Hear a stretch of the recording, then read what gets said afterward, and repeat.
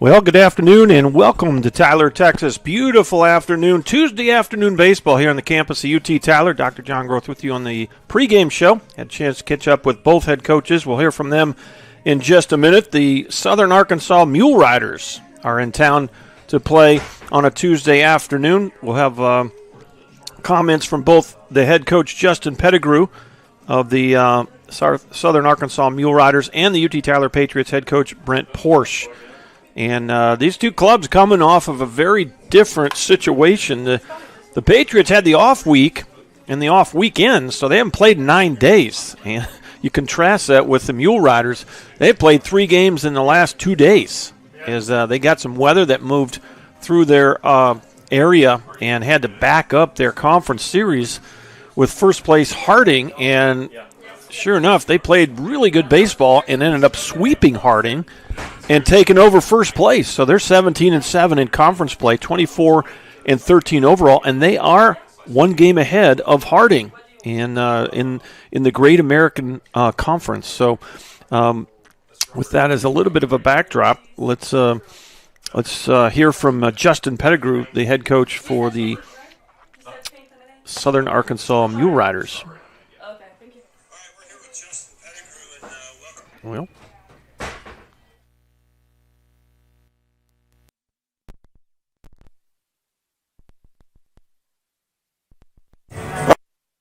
all right, we're here with Justin Pedigrew, and welcome back to Tyler. One of the things that you guys you're coming off, both you guys are coming on, you're just opposite situations. You guys had some weather. You've played 3 games in the last 2 days. 2 days, yeah. Huge games. Yeah. And congrats on the sweep. Thank you. I mean, you guys are in first. Mm-hmm. They're in second. They haven't played in 9 days. Yeah. But with all that being said, congrats on doing that. But I want to roll it back. February 16th. Okay? You guys lost your first conference game to Oklahoma Baptist. Mm-hmm. And at that point, you were 4-5 on the season. Right. What's going through your mind, and what has changed since that time to now? You guys are in first place in your conference. I think we've identified some guys as far as what roles they need to be in. We've had some guys step up and, assume those roles also. And that's the biggest thing, I think. Talking to our coaching staff and even our players, you don't ever want to hype up a schedule or anything like that, but we felt like our opening probably first 15 games or so was probably as tough as a schedule as we've had since about 2010. And so that'll get you ready. Well, it will. And that's the thing. Our guys weren't discouraged with a couple of the outcomes of the games early in the year where we didn't win the games that we maybe should have won, or got beat in some tight games. Didn't get discouraged. They just kept working, kept plugging, working against the process. And now you look up and we're playing a little better baseball, obviously. And like I said, I think guys are starting to figure out their roles and really move and start working for each other. And that's the thing. Probably in the other dugouts, the exact same. Our guys love being around each other, love playing for each other, and that's a huge thing for us. Okay, so help me understand, if you guys had played your normal conference schedule this weekend, today is Tuesday, and you play Friday, Saturday conference, right? Mm-hmm. What would you guys be doing today? If you didn't have this game. If we didn't have this midweek game, we probably would, we would have had Sunday off. Right. And then we may have tried to scrimmage a little bit today, get out and get our bullpen arms that didn't, throw on the weekend, get them some work. Kind of a lot like what we're going to do today. Okay. We got a pretty good group of arms that didn't throw this weekend that we'll get out here today. And there's some guys that I want to see in matchups, because UT Tyler being a highly successful team, that's why we like playing those guys. Exactly. Is we can kind of figure out what our guys can do in certain matchups, especially on the mound against quality offense. Yes. And so that's big for us, being able to see kind of who we can piece together in some big situations for later in the year. All right, so question, if both of you guys have the kind of conference runs that you want to have down the stretch, and the playoff, you both go where you want to go or where you need to go in the playoffs, would they match you up in the regional, or would you guys have a chance to play each other at the national? No, it would. I don't think we would match up in the regional. I think everything would be on the national set. Okay. Because they play a 6-team region with the way their regionals are based. We play 8-team region. Kind kind of go from there. But I think it would be matched up in the World Series, which I'll sign up for that right now. And I guarantee he would too. Well, and in that sense, it's frustrating for me as just a fan of baseball to know that both of you have more important games in 2 days. Right. That are going to – and so you want to put your best guys out there, but you know that you just threw your best guys in a very important conference series that launched you into first place. Right. So, but we both know that for you to navigate a regional or a World Series, you've got to have some arms step up, and you've got to know what guys can do. And so that's where today becomes valuable, right? Yeah, it does. It just being able, like I said, being able to piece together, find somebody to get us 3 extra outs. Sometimes the game, whether you're up big, down big, or you're in a fight, it's very important just to figure out, like, okay, who can go get three right-handed hitters out, or who can go get these 2 lefties out, or, okay, well, the wind's blowing in, so who can we use to, fly balls when the wind's blowing in, or, okay, it's howling out, who can we use to get more ground balls? And so all those things go into it, and granted, we're 37 games in. I mean, we've got a pretty good idea, but just like those guys over there, I'm sure there's some pieces that they're still trying to find and figure out. We've got a couple of arms that haven't thrown as much as I would have liked to throw them, probably as much as the pitchers themselves, probably would have wanted to throw a little bit more. So getting those guys out there in these midweek games and kind of letting them get their feet wet against really good, opponents.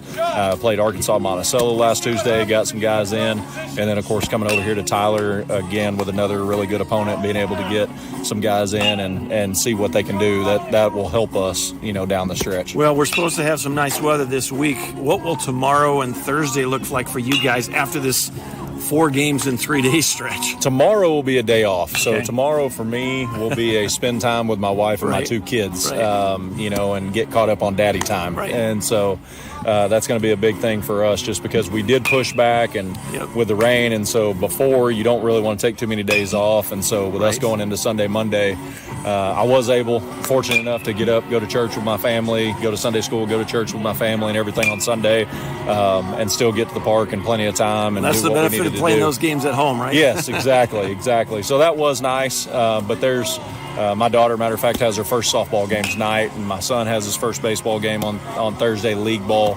And so, there isn't a night off in our house, but definitely this is a busy time of year. Yeah, and sometimes just giving a day off to our players and letting them go play golf or just do whatever they want to do and decompress. Yes, exactly. Is bigger than us actually getting out on the field and practicing. Well, you're getting plenty of reps. And they're not practice reps, they're game reps. So for sure. I 100% agree that sometimes it recharges the batteries when you can get away from things and you come back ready to go at it. And so, all right, all that being said, who is going to start the game and how many innings can we expect out of him? Stetson Bishop is going to start, right-handed pitcher for us. I don't see him going very long. Like I said, I think we have 13 arms that we brought, 13 or 14. And so keep my pen ready. Yeah, keep your pen ready.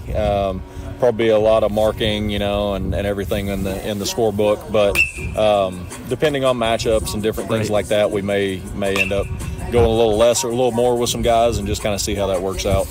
Well, Justin, thanks for taking a few minutes. I really do hope that we meet up in the World Series. That would be kind of a cool matchup. That would be amazing. I'll tell you what, if we do meet up, I will definitely talk to you as long as you want to talk. All right, good deal. So, thanks for talking to me. Yeah, appreciate it.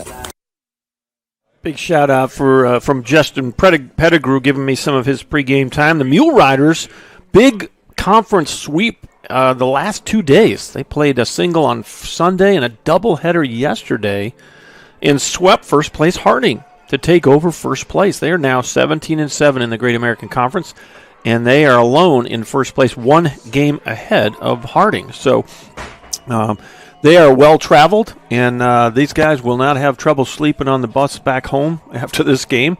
But for now, it's a beautiful afternoon, 72 degrees, low humidity today, 34%. We've had some really rough storms go through this East Texas area here in the last couple of days over the weekend. But, boy, it's really helped things green up, and this is going to be an absolutely great afternoon for baseball. Let's hear from Coach Brent Porsche. He's the skipper for the UT Tyler Patriots, and let's see what he had to say just a few minutes ago. Batting first. All right, we're here with Brent Porsche, and what a beautiful day.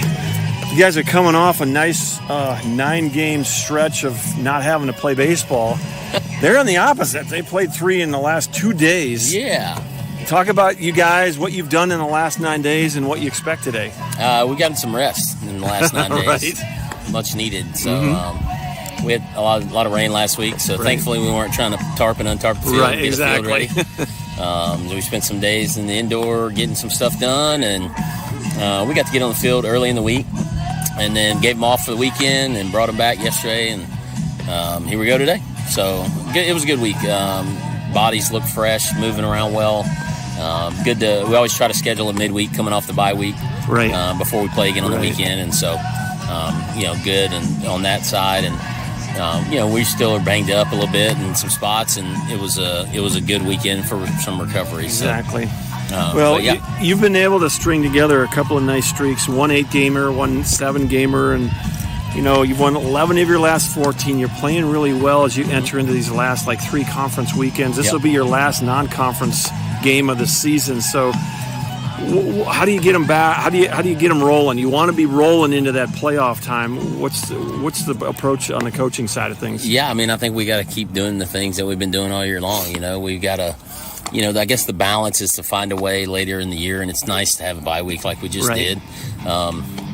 Of doing the things that got us here, and also making sure that our bodies are in a good spot to make that stretch run. And so a lot of that's how we take care of ourselves in the weight room and in the training room, and and then coming out here and being efficient in the way that we're doing things at practice. And nothing really changes per se. It's just hopefully you're fine-tuning the little things that need to get fine-tuned is probably the best way I could put it, I guess, at this point in the year. And this is what you work for, to be in the position that we're in right now. And we just got to keep executing and keep playing good baseball, keep trying to play our best baseball game every time we come out here. I know you got Nick starting, and how are you going to approach the position side of it? Are you going to try to get some guys some live reps before this weekend? We're going to win. Okay. That's what we're going to do. Okay. This is a big baseball game for us. Big RPI, KPI. Yeah, exactly. Implications, and that'll have implications on, an opportunity to host a regional, host a super regional, possibly be the 1-2 or seed in the region, and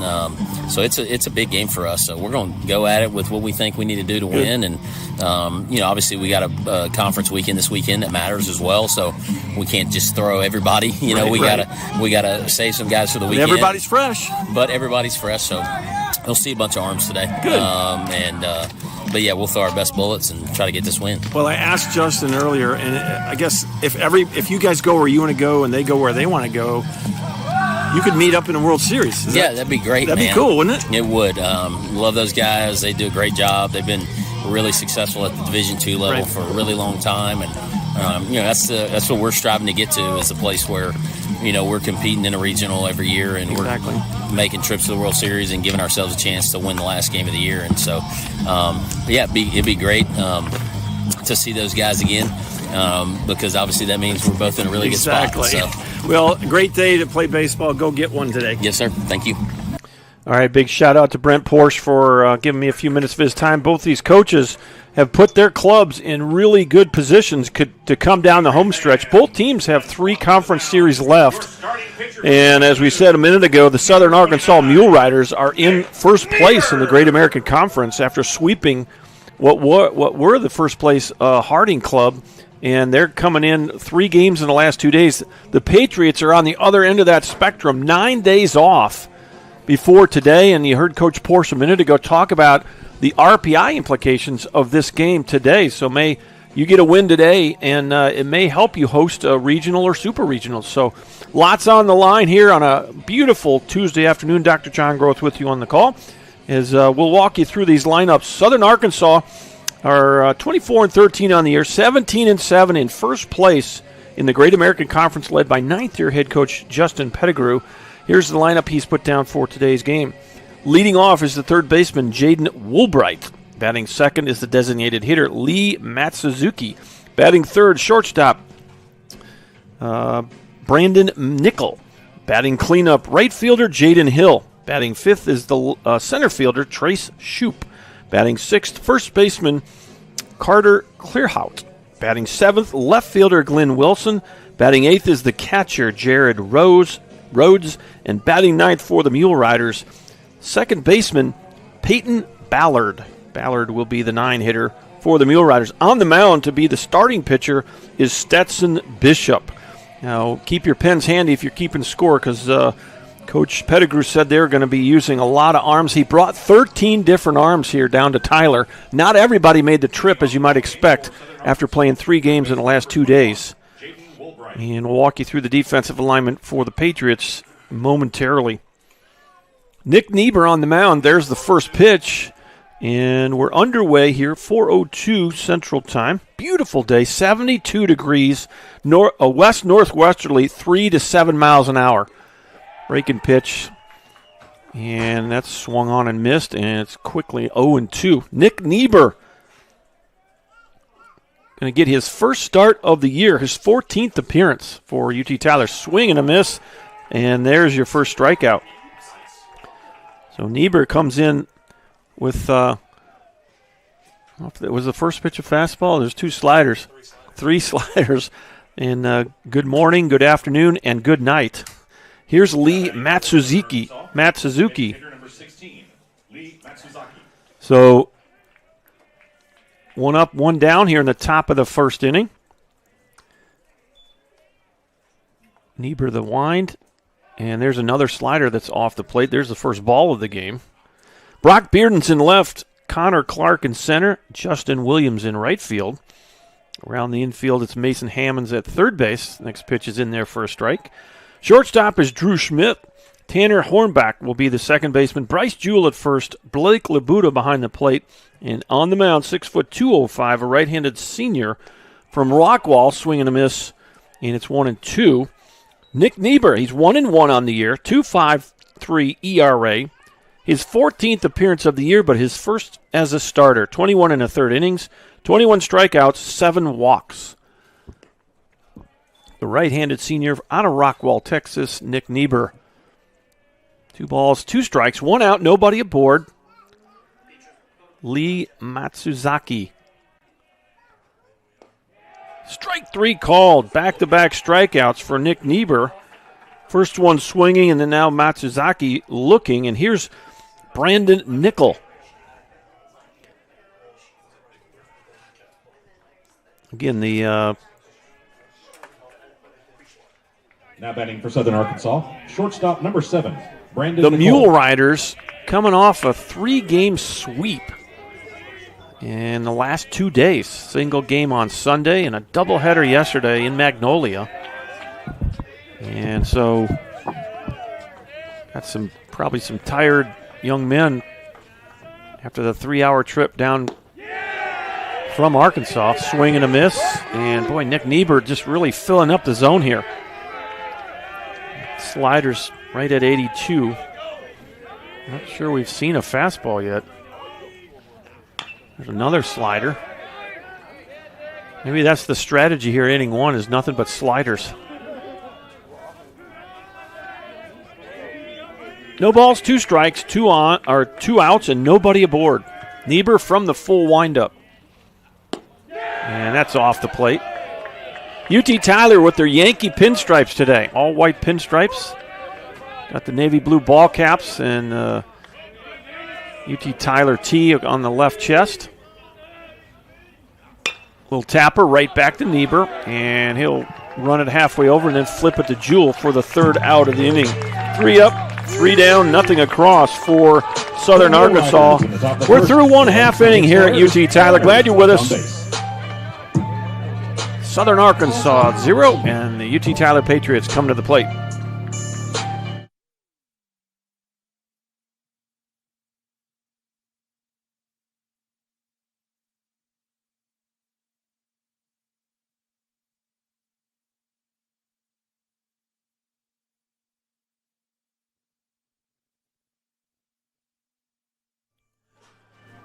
All right, let's go ahead and walk you through the UT Tyler starting lineup.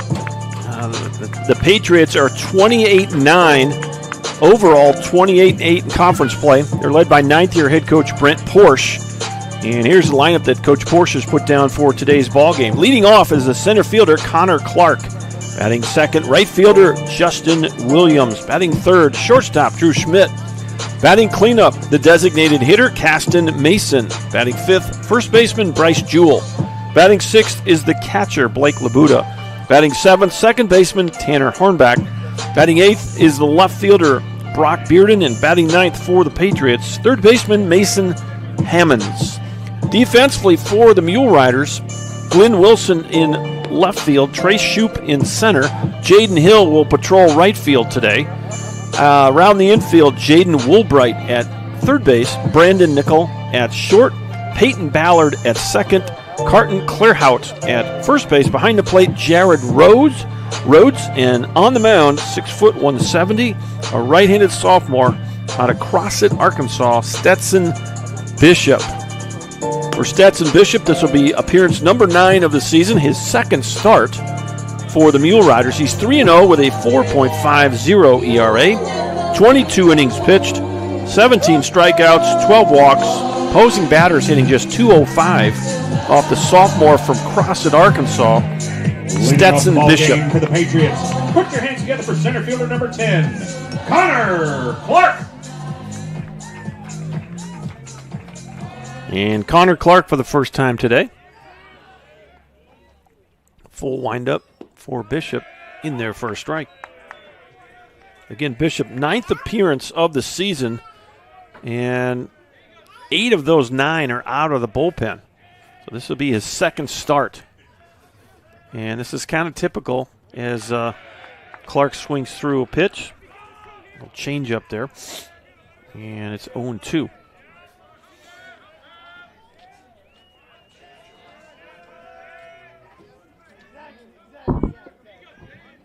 Next pitch, swing and a miss.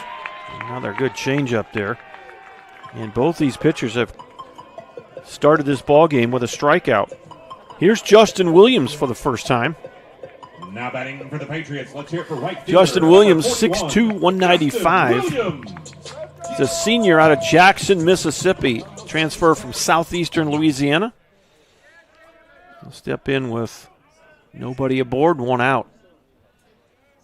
Well, it's not abnormal, pretty normal on these midweek games for coaches to start someone who's been primarily a bullpen guy. And that's the case for both of these clubs. Both Niebuhr and Bishop have almost been exclusively out of the bullpen. And you'll probably only see them for an inning or two. As you heard Coach Pedigrew on the pregame show talk about, brought 13 pitchers. And he's probably going to use a lot of those guys, maybe all of them. 1-1 pitch, grounder through the hole, base hit. There goes the no-hitter. So Justin Williams gets a base knock here in the first inning. And now it's Drew Schmidt for the first time. Drew Schmidt, 6', 195, a sophomore out of Louisville, Texas. Louisville high school product. Drew Schmidt, among the conference leaders in a lot of offensive categories. Talk a little bit more about that as we progress in this game. Just off the plate, there was, I think, a fastball there, 84 for Bishop. 1 ball, no strikes. Well, an absolutely perfect day for baseball. 72 degrees, just a light breeze. Fastball misses again. That's 86, so 2 balls, no strikes now. Patriots 3-hitter, Drew Schmidt.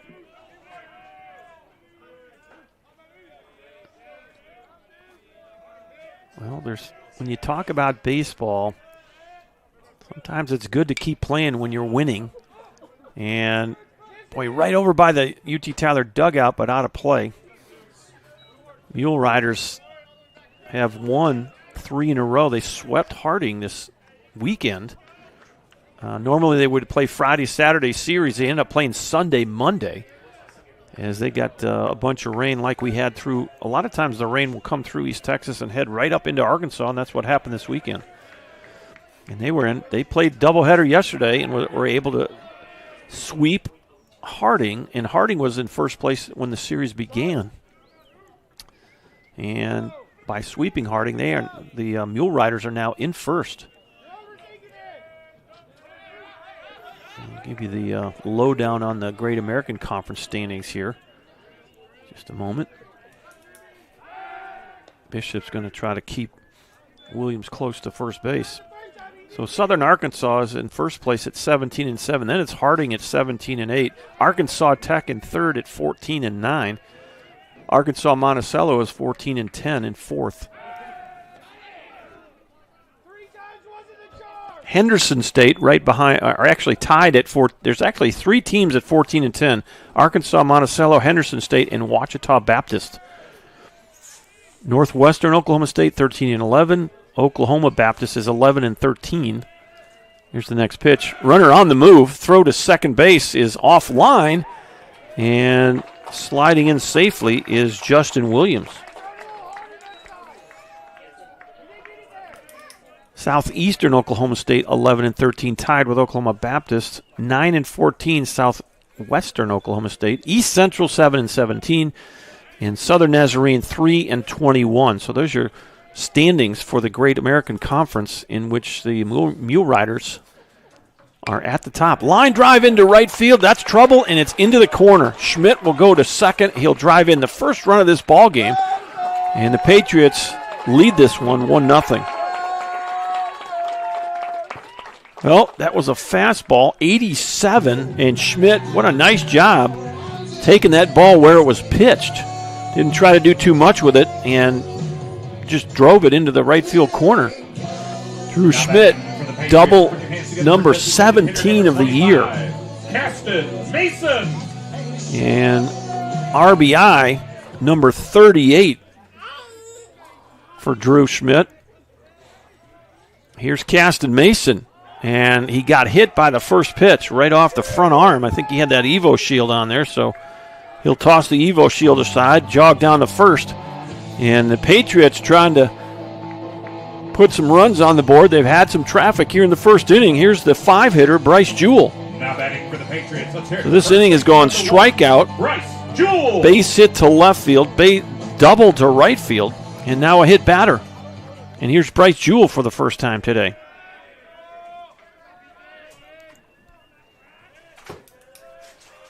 Bishop the set, the pitch, grounder foul. Well, these Patriot hitters itching to swing that bat. They haven't played in 9 days. Bryce Jewell, 5'10", 205, a junior from Bullard, Texas. He is an Abilene Christian transfer.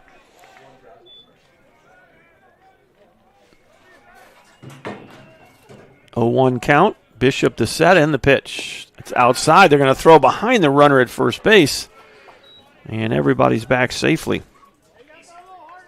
Carter Clearhout came in and had to pick that ball out of the dirt, just blocked it.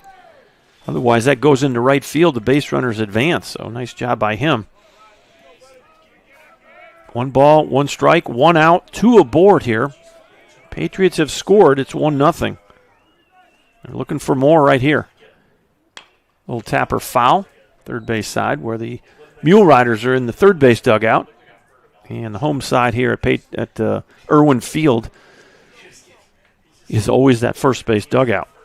This ballpark symmetrical, 330 down the lines, 370 in the gaps, and 390 straightaway center field. 1-2 count.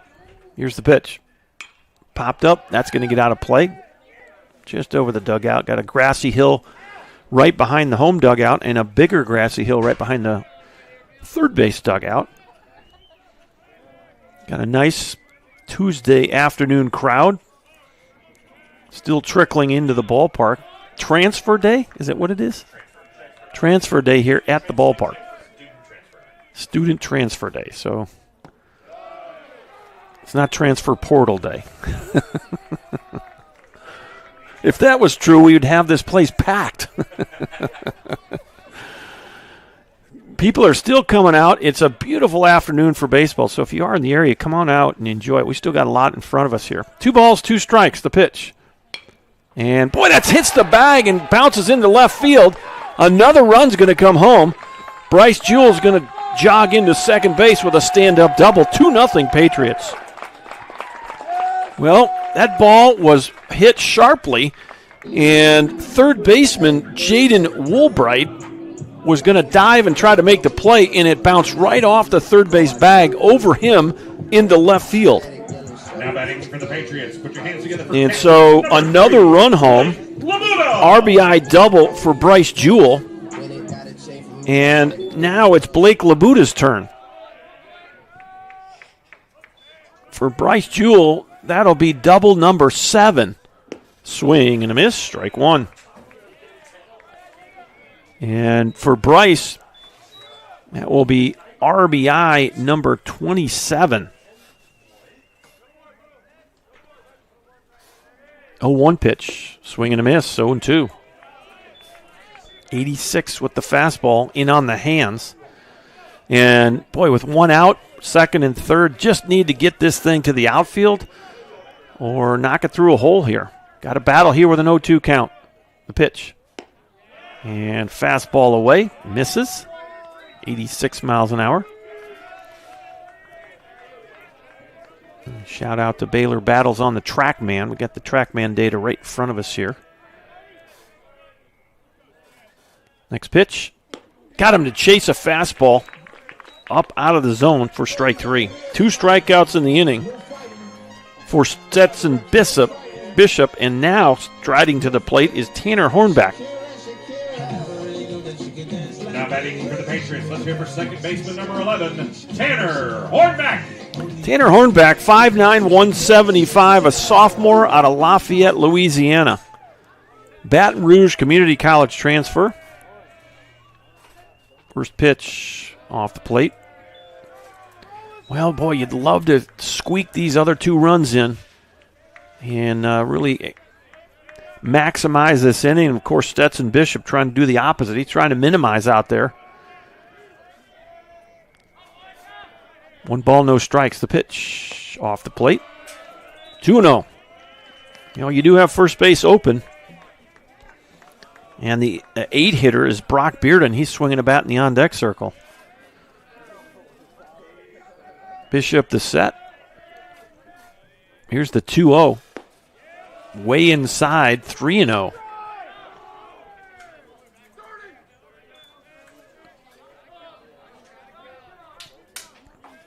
Well, you tell your infielders you got to get dirty here.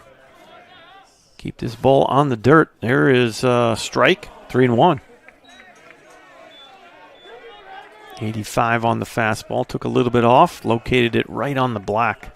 Perfect pitch. Here's the 3-1. And that's going to be high for ball 4. And so that'll be the first walk issued by Stetson Bishop. And you got bases full of Patriots. The 8th batter of the first inning is Brock Bearden. And here comes the pitching coach. And Adam Anderson's going to stride out to the mound and probably just give Bishop a chance to catch his breath here. As unofficially here, Bishop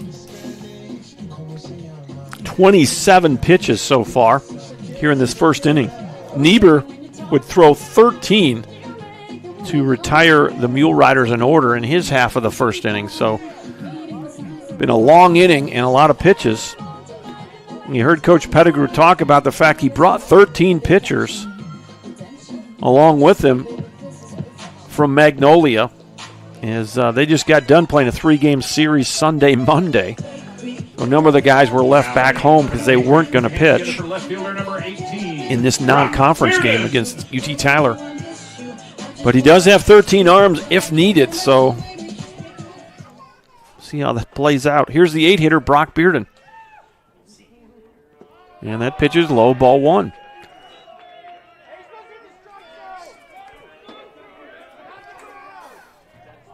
Nowhere to put Bearden here, as the bases are full with 2 outs.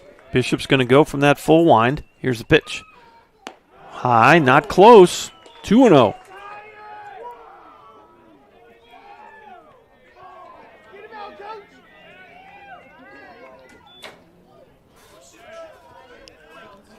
Well, you're sitting on something here. 2-0. Here it is.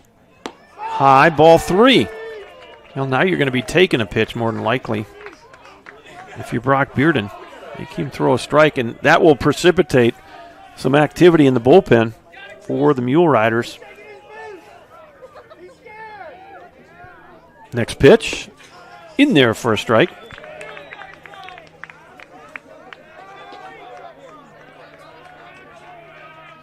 Well, it's 29 down there in that bullpen.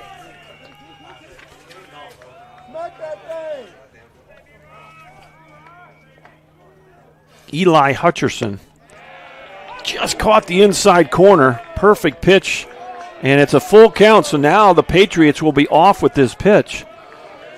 And Brock Bearden has gone from taking. He's going to have to be aggressive if it's close. Swing and a miss, got him. Boy, nice done. He struck out the side, and he does find a way to minimize the damage. 2 runs on 3 hits, but you leave them loaded here in the first.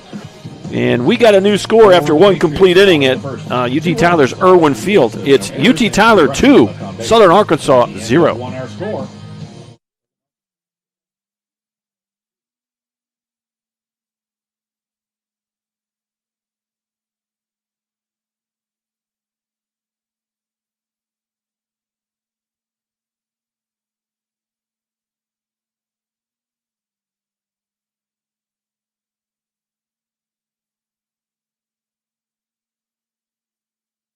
All right, let's kind of bring you up to speed on the UT Tyler standings as we kind of walk towards the last 3 conference weekends. Angelo State 1 game ahead of the Patriots. Angelo State 29-7. UT Tyler in second place 28-8. In third place, St. Edward's 27-13. In fourth place, West Texas A&M 24-12. Eastern New Mexico 22-14. Lubbock Christian also 22-14. St. Mary's 21-15. A&M Kingsville 22-18.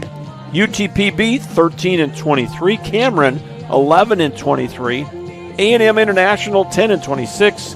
Oklahoma Christian 6-28. And Sul Ross is 3-37. And so the Patriots will host Sul Ross this weekend here at Irwin Field after this game. That'll be their next contest. 4-game series starting on Friday night. Mule Riders play Central State. I think that's who they draw this weekend. We'll double check on that. The top of the second East Central, excuse me. Number 27, East Central Jaden currently Hill. 7-17 in the Great American Conference. So both these squads, they're in first place and second place respectively in their conferences, but they both have opponents that are well down in the standings. Here's the cleanup hitter, Jaden Hill, popped it up. And shortstop Drew Schmitz underneath and make the grab for out number 1. So P6 if you're scoring at the house, and Jaden Hill, who played in Alaska for a team that I was part of last summer. Now batting for Southern Arkansas. Pops up for out number 1. Here's Trace Shoup. Shoup. Center fielder steps in for the first time.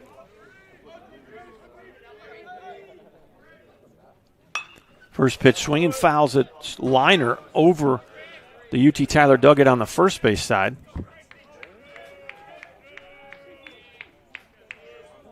Trace Shoup, 6'1", 190, a senior out of El Dorado, Arkansas. He is a South Arkansas Community College transfer.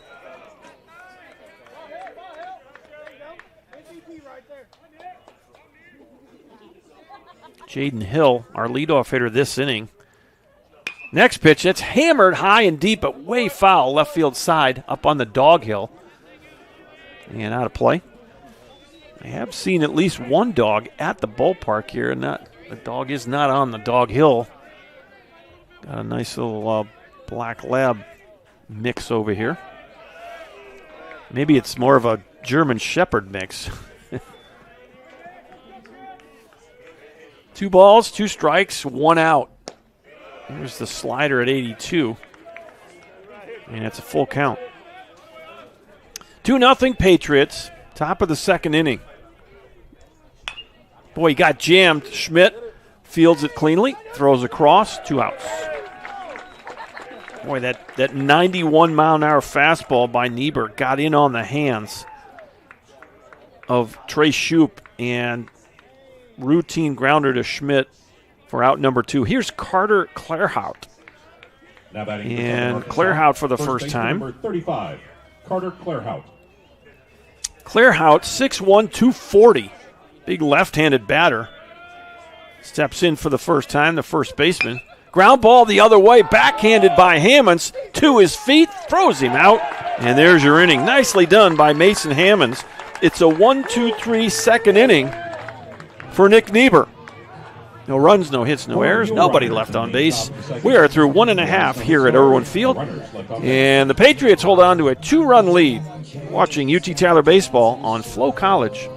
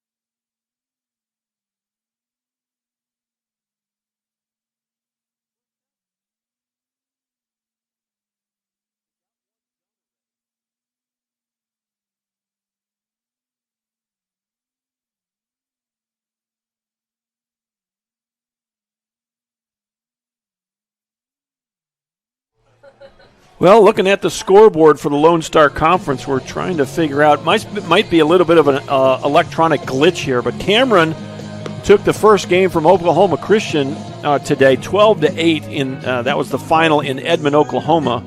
They're going to play a doubleheader. I'm not sure if they're playing a tripleheader, but they got 3 games listed on the schedule today. The only other Lone Star game on the docket today is this one, Southern Arkansas at UT Tyler. So we'll keep you posted as to the second game if they do post the scores from that one. But stepping in for the Patriots, back the 9-hitter Mason Hammonds. A nice play to end the top half of this inning, and he'll step in as the leadoff hitter in the bottom of the second. It's still Stetson Bishop, and he'll miss low with the fastball. You had a right-hander run down there and get ready, so evidently he's going to be next. And next pitch is off the plate. It was Eli Hutcherson. So it's likely that Hutcherson would be the next pitcher in line. Next pitch is high.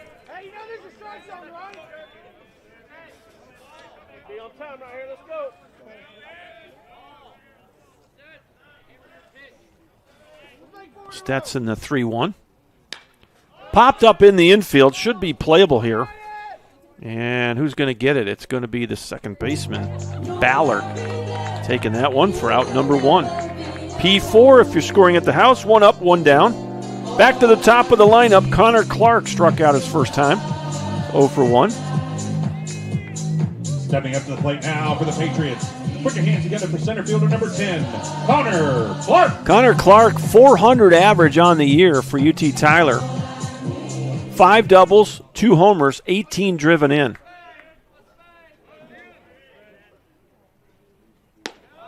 Here's a breaking ball, 69, out of the zone, ball 1. I've not seen a lot of that pitch yet.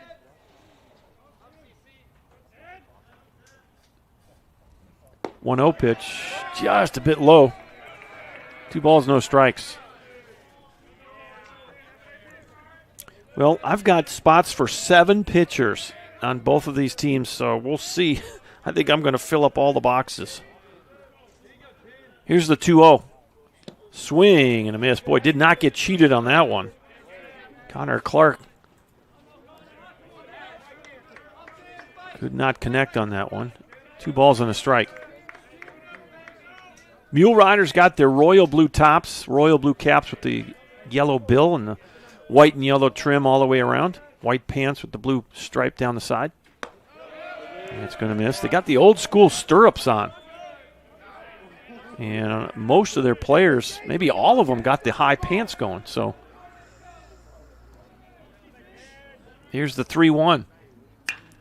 Boy, he kind of got fisted on it, but fought it into center field for a single. And Connor Clark is 1 for 2. Fastball at 85, didn't quite barrel it up, but he got enough to get it into center on the looping liner. And Connor gets his first hit of the day. Now it's Justin Williams for the second time. He's already 1 for 1. 41, Justin Williams. Justin Williams, an even 400 batter as well. 7 doubles, 1 triple, 8 home runs, 40 driven in for the Patriot right fielder. Patriots lead 2-0. We're in the bottom of the second. Swing and a miss. He had Connor Clark kind of fake like he was going to steal second base. 7 for 7 for Clark so far in stolen bases. So definitely a threat to get to second base here. And Stetson knows that. He's going to try to keep him close.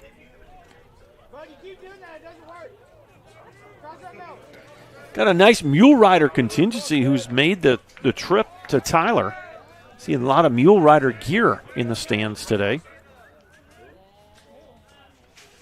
Stetson going to pick off again.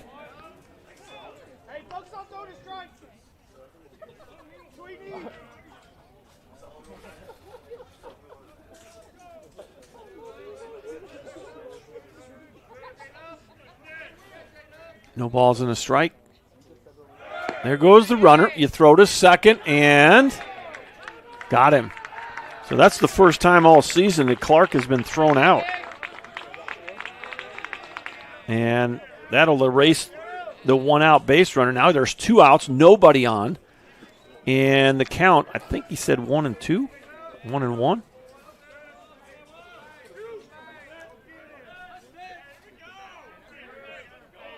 Now back to the windup goes Stetson Bishop. Pop-up center field should be playable here for Shoup. He's back in front of the wall, makes the grab. There's your inning. F8 if you're scoring at the house. No runs, no hits, nobody left on base. And we are through 2 complete here on a beautiful afternoon for baseball. It's UT Tyler 2 and Southern Arkansas 0. No runs off 1 hit.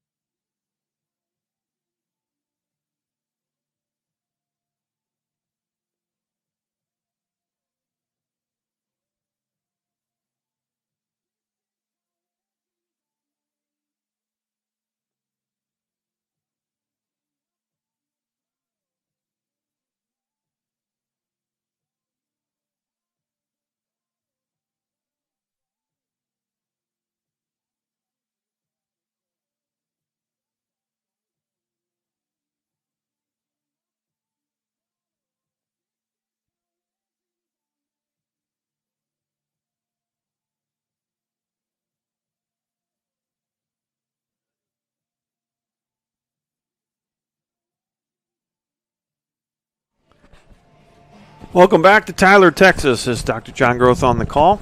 We head to the 3rd inning. And for the Mule Riders, it'll be 7, 8, 9. Glenn Wilson to lead it off, the left fielder, for the first time here in this ballgame. Nick Niebuhr back on the mound. He has faced 6. He's retired 6 Mule Riders. Patriots have not played in 9 days. The last series they had was against UTPB at UTPB in Odessa. They won 18-7, 21-7. Then they lost a 1-0 ball game, and then they won their final game of that 4-game set 15-4.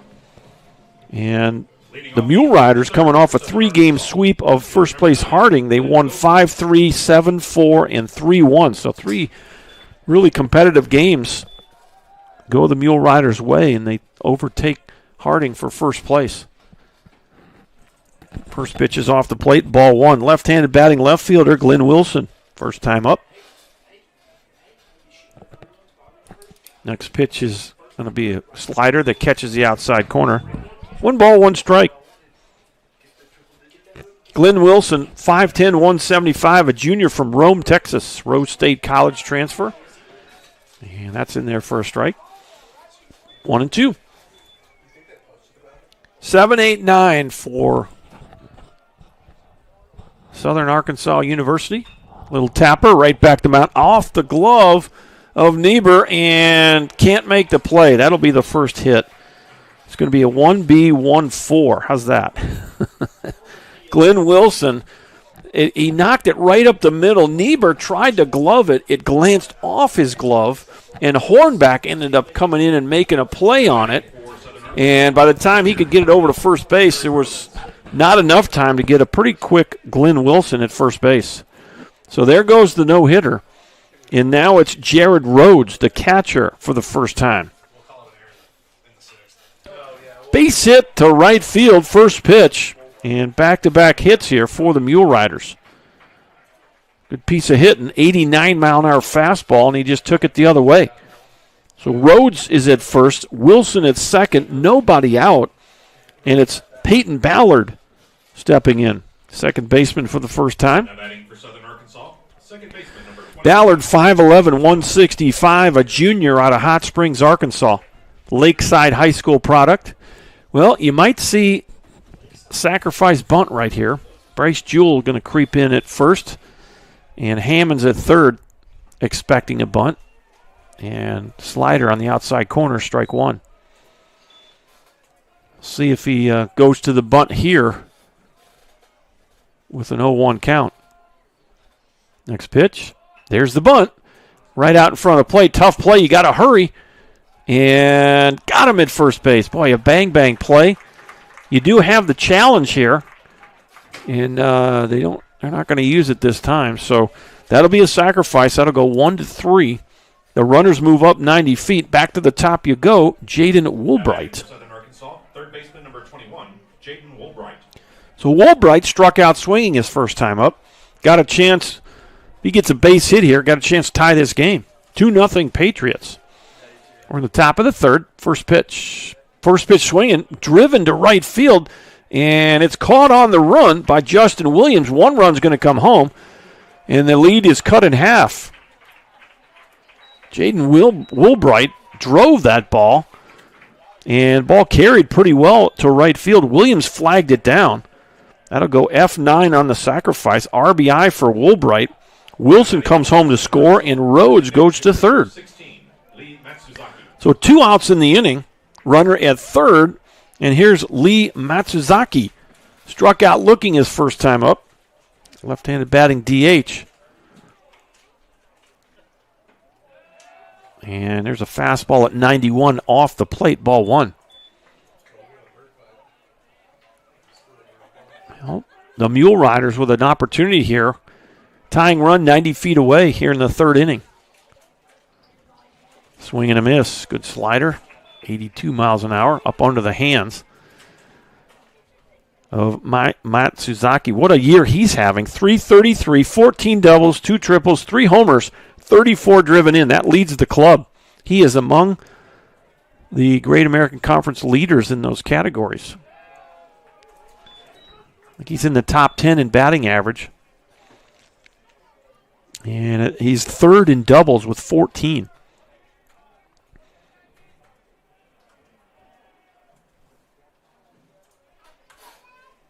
One-two pitch. Boy, held up on a good slider. That's a good take right there. 2 balls, 2 strikes. After swinging through that same pitch early in this count, he was able to hold up on that one. 2 balls, 2 strikes, 2 outs, the pitch. And there it is, up onto the hands again. Another good slider. Strikeout number 3 of the afternoon for Nick Niebuhr. and he'll minimize the damage. But the Mule Riders get 1 run on 2 hits. They leave a guy on. We're headed to the bottom of inning number 3. We got a new score here at Irwin Field. It's now UT Tyler 2, and the Mule Riders from Southern Arkansas 1.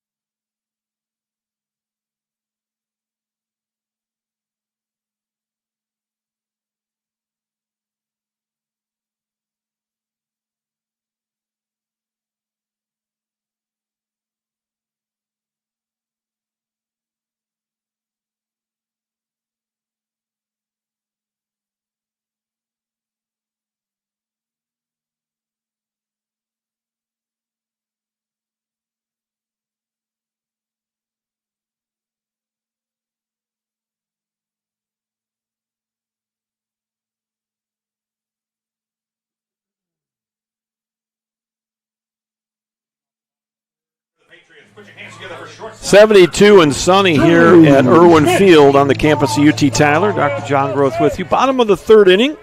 And for the Patriots, 3-4-5. And Stetson Bishop back on the mound for the Mule Riders. So both these starters going a little deeper than we thought. And that was pitch number 47 for Bishop. It was a ball, and it's 1-0. That pitch is in there. 1 ball, 1 strike. Been right around 85 to 87 on the fastball as Stetson Bishop. I'm going to guess that Niebuhr has pitched his last inning. We'll see how Coach Porsche wants to handle it as they go out for the 4th. But Niebuhr has thrown 34 pitches in his first 3 innings, giving up 1 run on 2 hits, struck out 3 Mule Rider batters. 1-1 pitch. Swing and a miss. Good changeup there, 77. And Schmidt now in a hole at 1-2. Drew Schmidt, 430 on the season. Just off the plate. No, it's not off the plate. Strike 3. As Stetson Bishop gets that call. Trackman's telling us it's off the plate and low a little bit, but Bishop gets the call. That's strikeout number 4 for Stetson Bishop. He struck out the side in the first inning. And so that's the first strikeout since the first inning. Here's Caston Mason. Got hit by a pitch his first time up.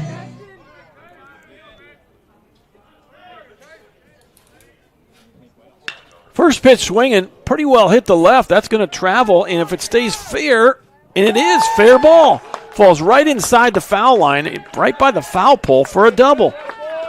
Caston Mason. It was a high fly ball. You just didn't know if it was going to stay in fair territory, but it ended up dropping right in front of the foul pole down in the left field corner of this ballpark. Caston Mason. Bryce Jewell. That's his 3rd double of the season. He's at second base with 1 out. Now it's Bryce Jewell. Jewell hit his 7th double of the season in driving in the first run of that first inning. So he's 1 for 1 today. First pitch swinging, fouls it off to the right side. That's going to go on top of the batting cage area in the right field corner of this ballpark. Got Irwin Field right here, and the softballers play right behind us. Beautiful concession area. Concrete concourse between the two ball fields. UT Tyler Ballpark Complex on the campus of UT Tyler.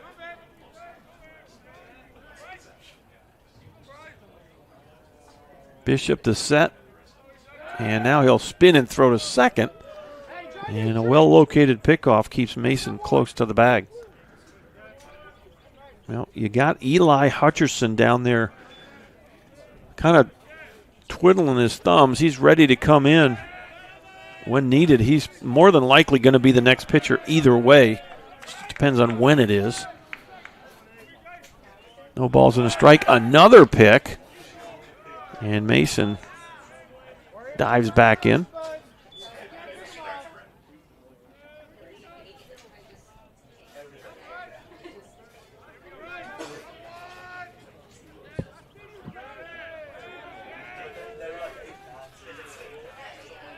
Bishop.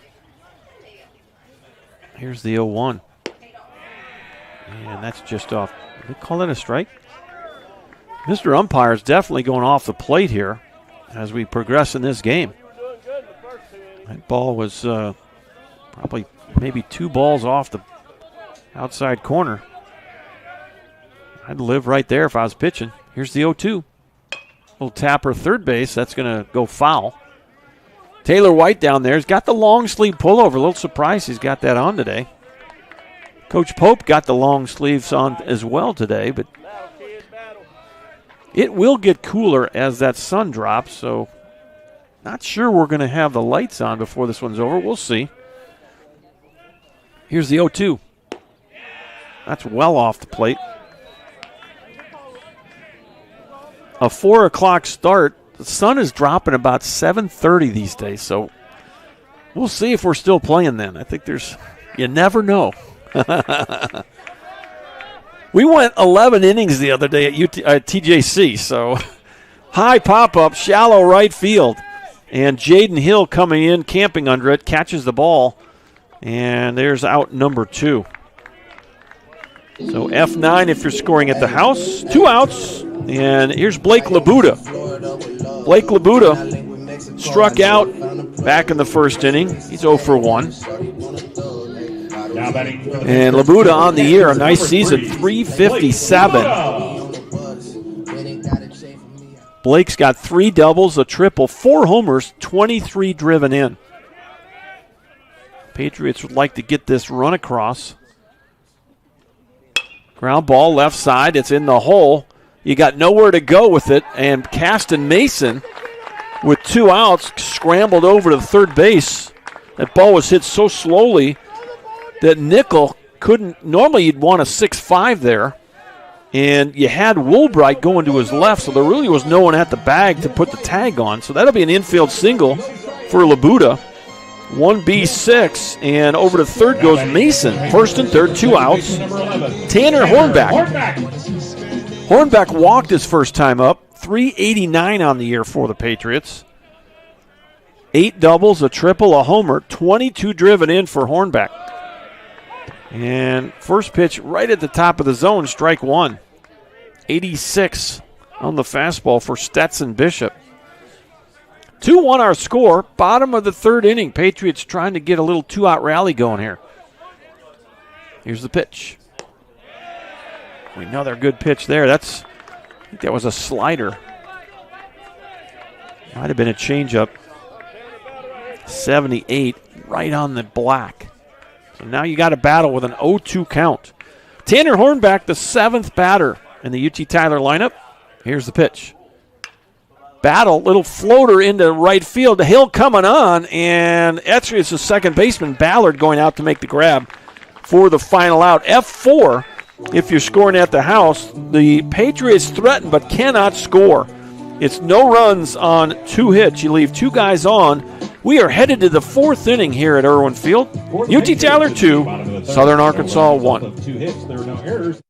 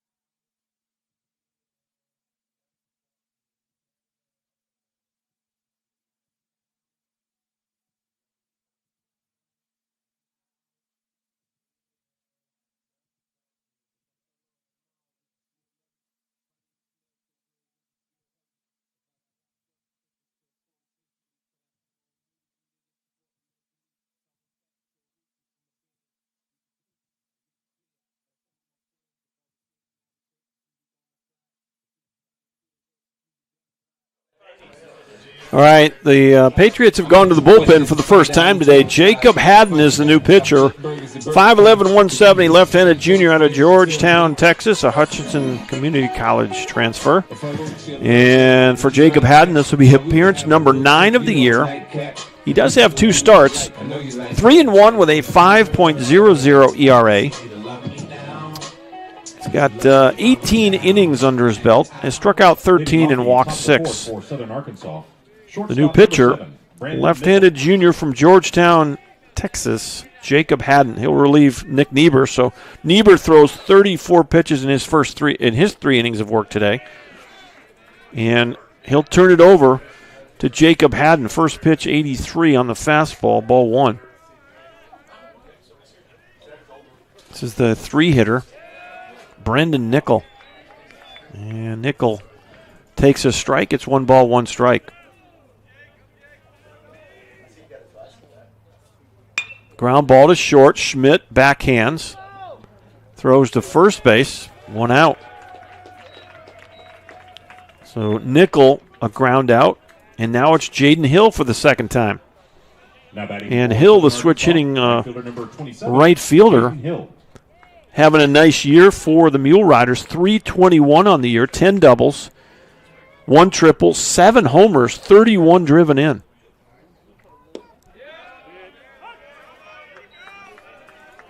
First pitch is in there. No balls, 1 strike. Off the plate.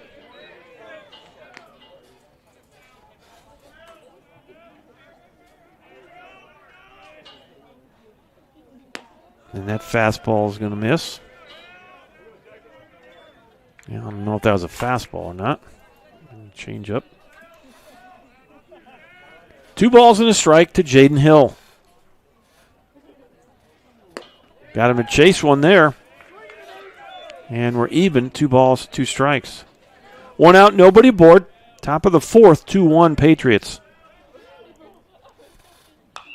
High pop-up, pulled way foul off to the left side. Well, now you got a left-hander down there. I wonder if Hutcherson's going to come in, and the lefty is after Hutcherson. Boy, that ball's hit into the left center gap. No one's getting that one. As Jaden Hill hits first and easily makes to second. It's a 1-out double for Jaden Hill. That'll be double number 11 of the year for Hill. And he represents the tying run here in inning number 4. Now it's Trace Shoup, the center fielder, grounded out to short his first time up. Now batting for Southern Arkansas, center fielder number 3, Trace Shoup.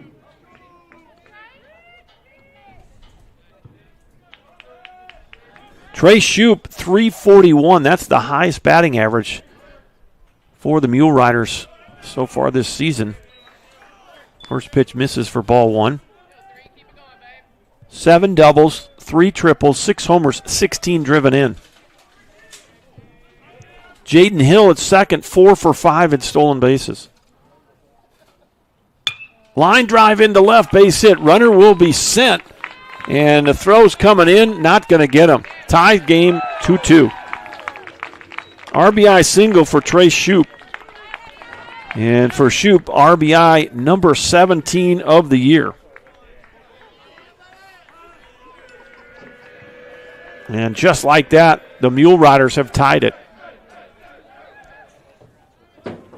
Carter Clairhout is going to step in for the second time. Grounded out to third base on a really good play by Mason Hammonds to end the first inning. They got the shift on, as they did in the first inning, as Clairhout swings and foul tips it for strike 1. And Clairhout went the other way. Hammonds able to dive, make the play, get to his feet, and throw Clairhout out for the final out of the second inning, excuse me. No balls and a strike. Shoup at first base is a center fielder. He's 6 for 7 in stolen bases, so probably a threat to go here.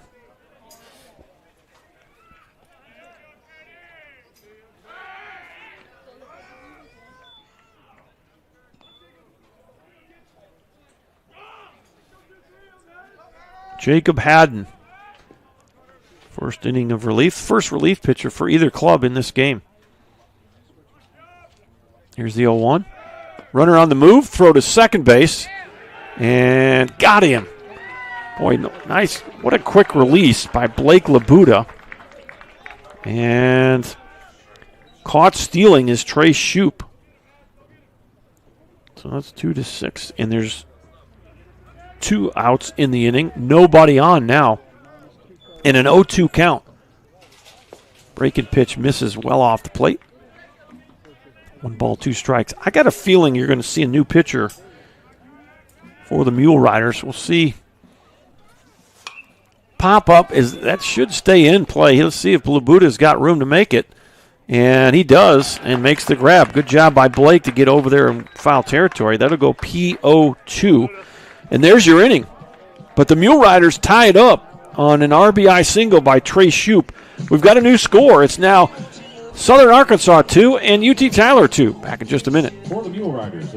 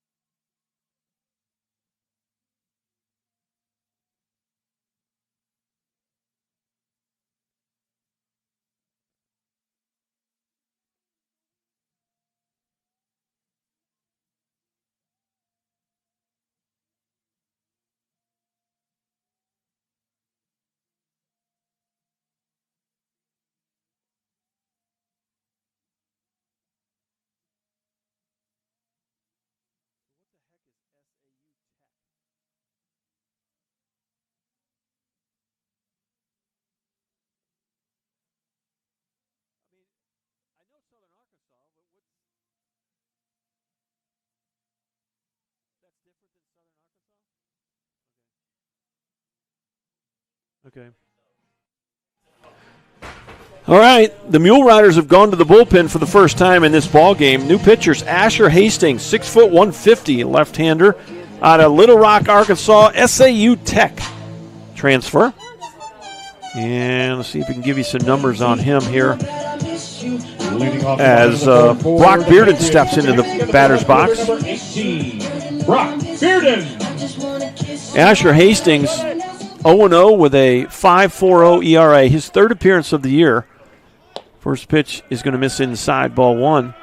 5 innings on the year for Hastings. 4 strikeouts, 5 walks. Opposing batters hitting just 118 off the left-handed young man from Little Rock, Arkansas. Kind of a sidewinder delivery. And it's 2 balls and no strikes.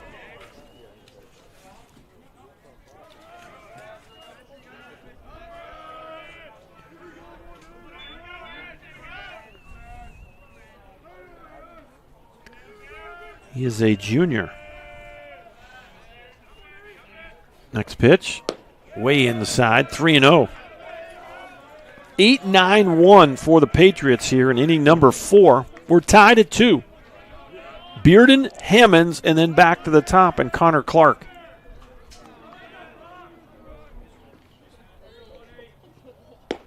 Boy, that's a fastball at 88, right down Main Street. 3-1.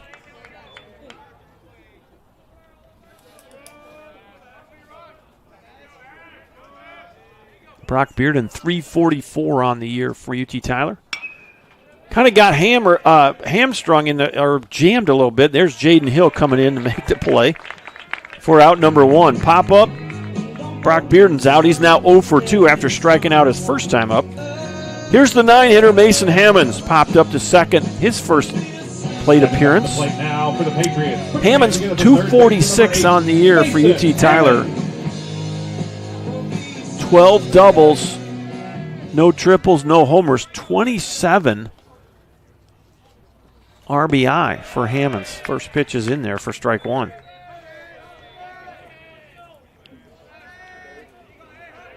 Asher Hastings, a junior from Little Rock, on in relief for the Mule Riders. Fastball misses high.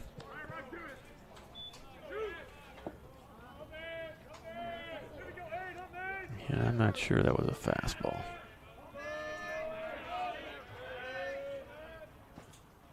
And that's a ground ball up the middle. They had a little bit of a shift on there. And there's 2 outs. Easy play there for Peyton Ballard at second base. Had him playing up the middle on Hammonds, and it was positioned perfectly. Ball came right to him. 2 up, 2 down in the fourth. Here's Connor Clark, the leadoff hitter. Strikeout swinging, base hit to center. Clark 1 for 2 in the game. Now for the Patriots. Put your hands together for center fielder number 10, Connor Clark. Well, I know the Patriots have been ranked nationally in the top 10 last couple of polls. Depends on which poll you look at. The Mule Riders, not sure if they've been ranked.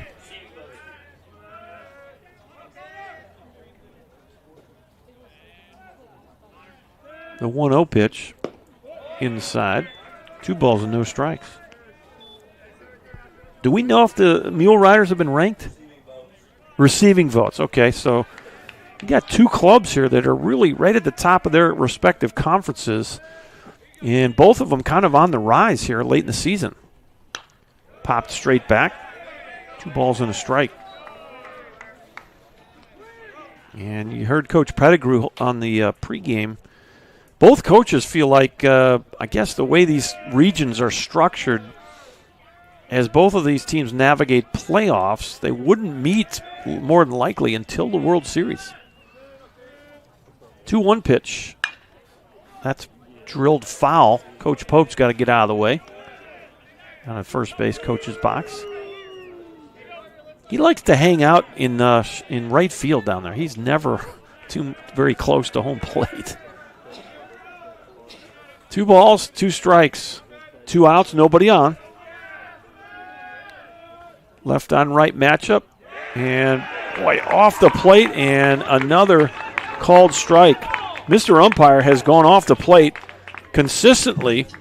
And that'll be the first strikeout recorded by relief pitcher Asher Hastings. And that's 5 strikeouts for Mule Rider pitchers. We are through 4 innings of play. We're working our way towards the halfway point. All square, 2-2.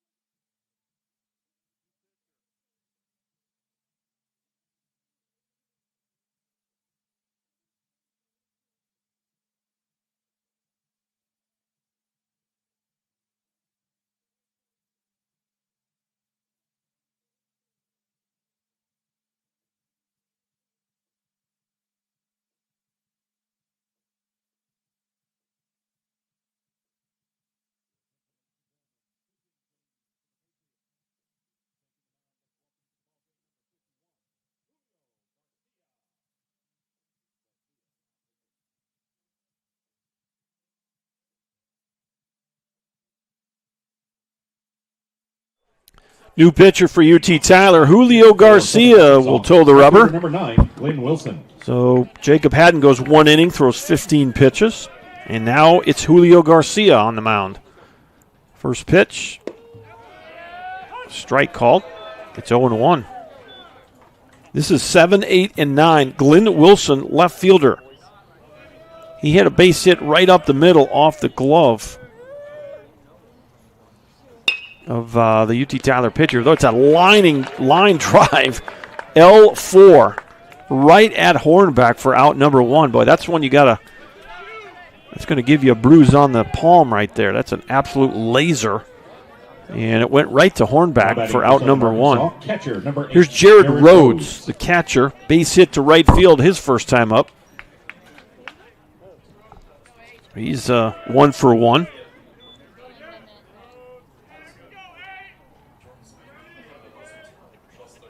Breaking pitch, going to miss high for ball 1.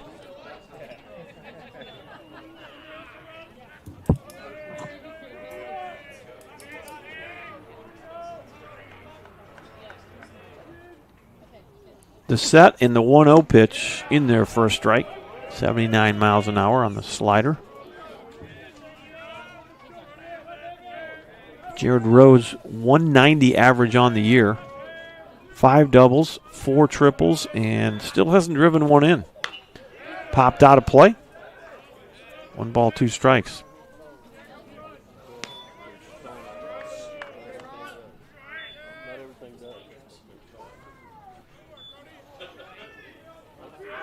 Jared Rose, the 8th batter in the Mule Rider lineup. And 91 on the fastball, fouled off to the right side.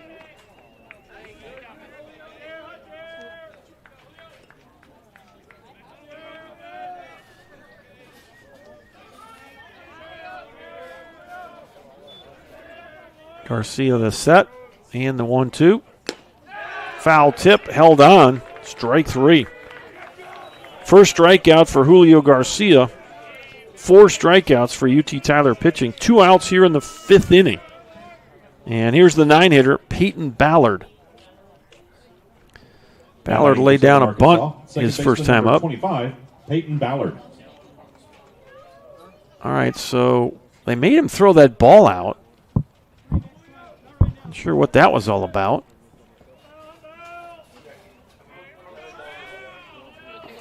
Why did he have to throw that ball out? Huh? Okay.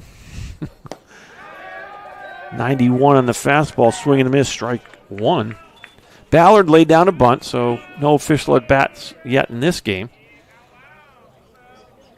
Saying he didn't wipe off his hand after going to his mouth. So there's the bunt, and that's going to go foul. Quickly 0-2 on the 9-hitter, Peyton Ballard.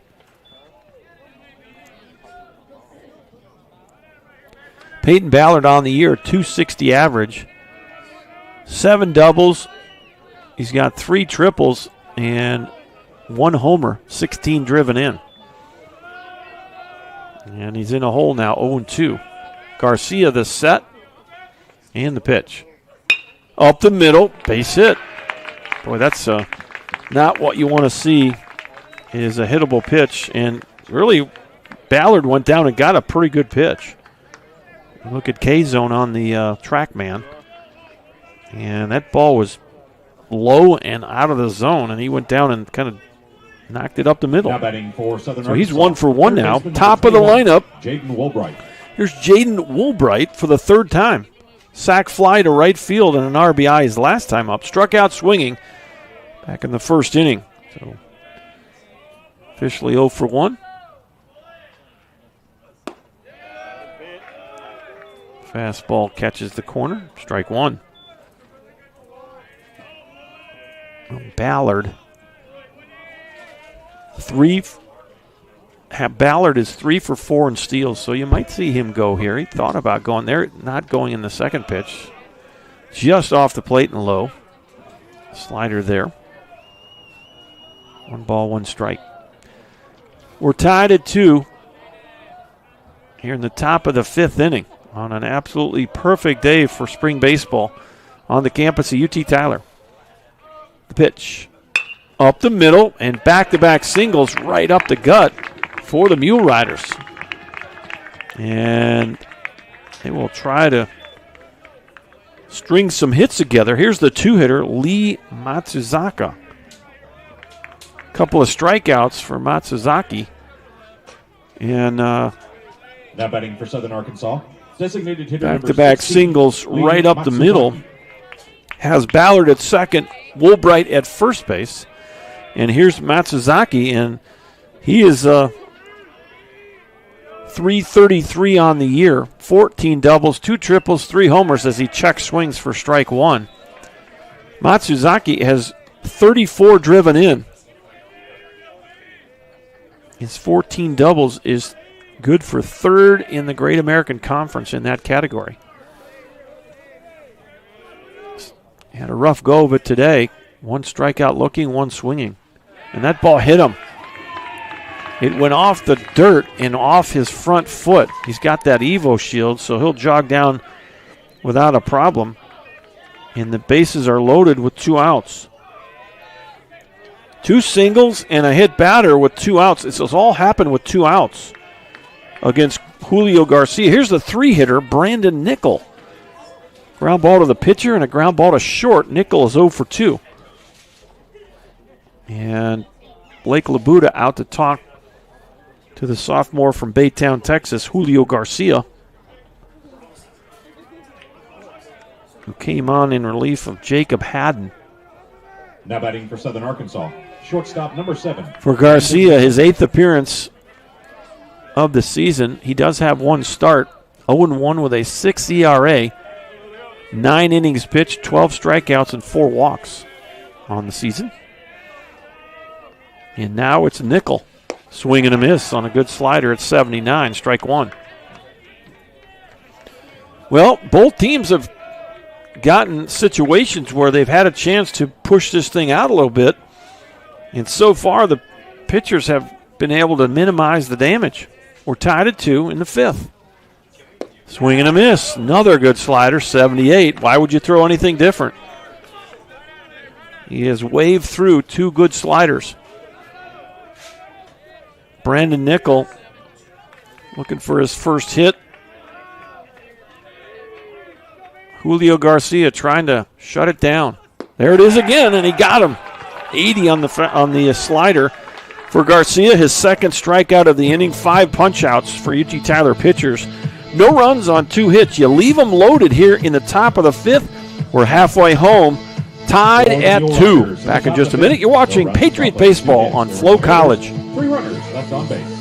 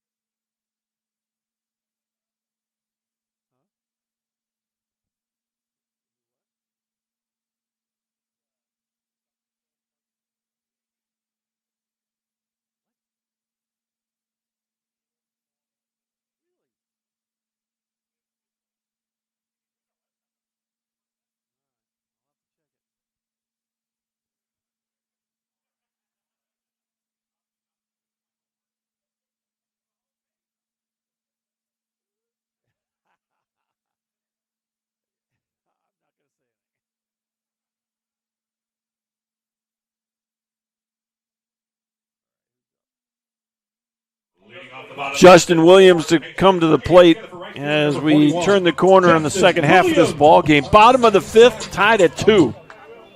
2, 3, and 4 for the Patriots. Asher Hastings back on the mound for the Mule Riders.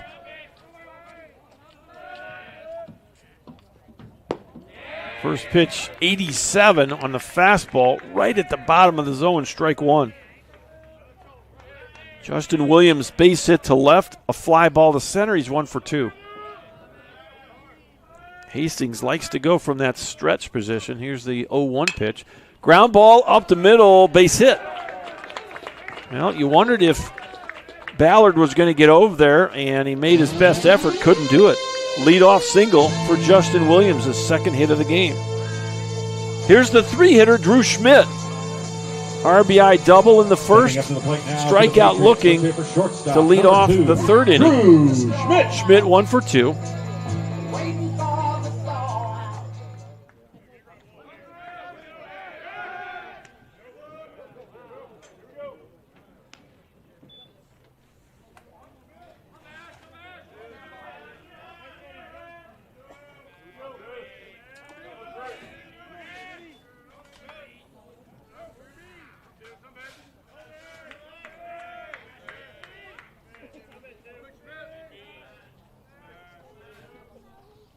First pitch, going to miss, up and away, ball 1.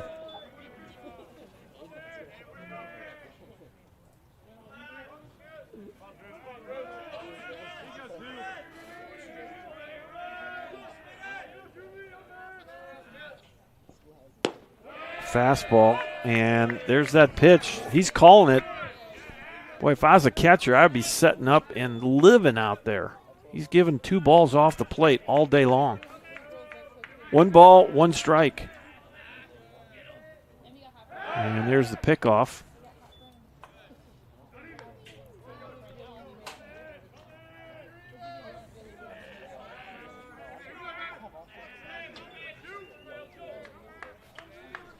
Well, there it is. Dr. Sam Ferguson, the new AD. 1-1 pitch. That's drilled into left field. Base hit. And the Patriots. And the ball got away, and hustling into third base is Williams. So a single with an error, I think. He's 7. And what a nice job by Williams to recognize that. Schmidt will get to second base on the error by Glenn Wilson. Ball was hit pretty well. He just misplayed it. And when he did, the UT Tyler base runners alertly took an extra base. Here's Caston Mason.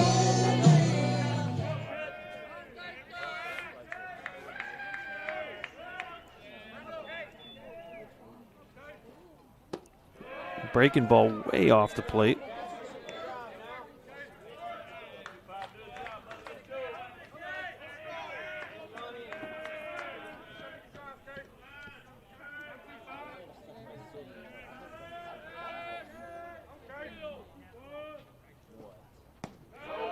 Breaking pitch just misses low. 2 balls and no strikes to the big left-hander, Caston Mason, the DH. Got hit by a pitch, doubled to left field. Caston 1 for 1. Big opportunity here for the Patriots in a tie game. Here's the 2-0 from the left-hander, and got jammed on that pitch, and that just kind of blooped it over to the third base dugout for strike 1.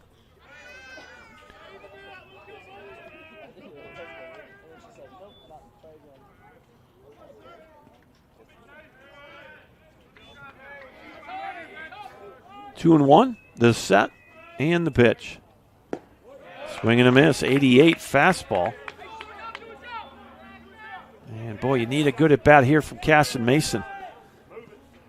Just got to move the baseball here. Asher Hastings, the set, deep breath, the 2-2.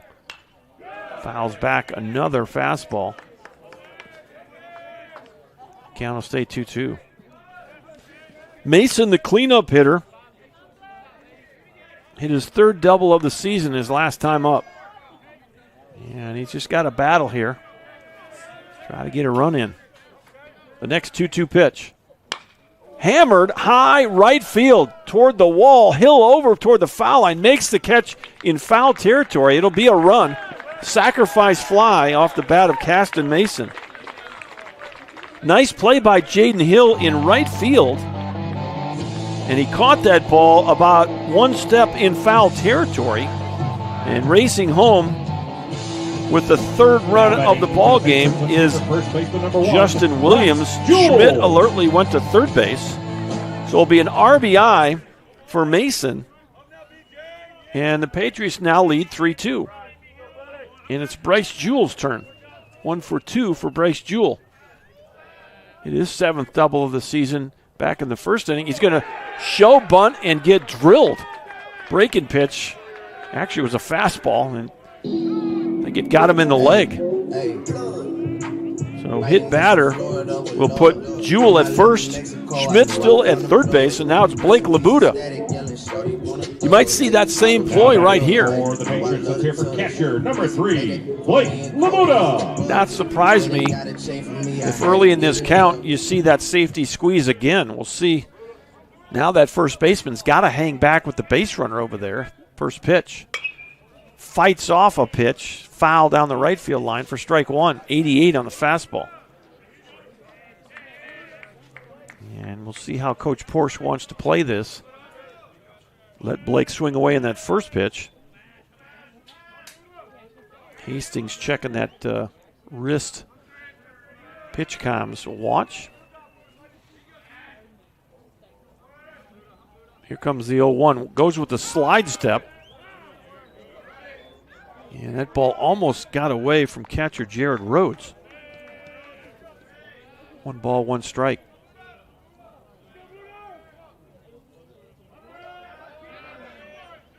Hastings the set.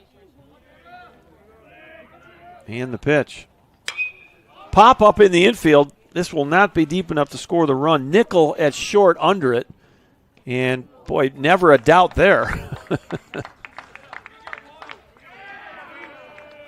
You don't want to get caught backpedaling, fella. And we don't have much wind at all, so Nickel just kind of, I don't know, misjudged that ball. And fortunately for him, he was able to make the play. So everybody holds their ground. 2 outs in the inning. Tanner Hornback. Hornback with a walk and a pop-up to shallow right field.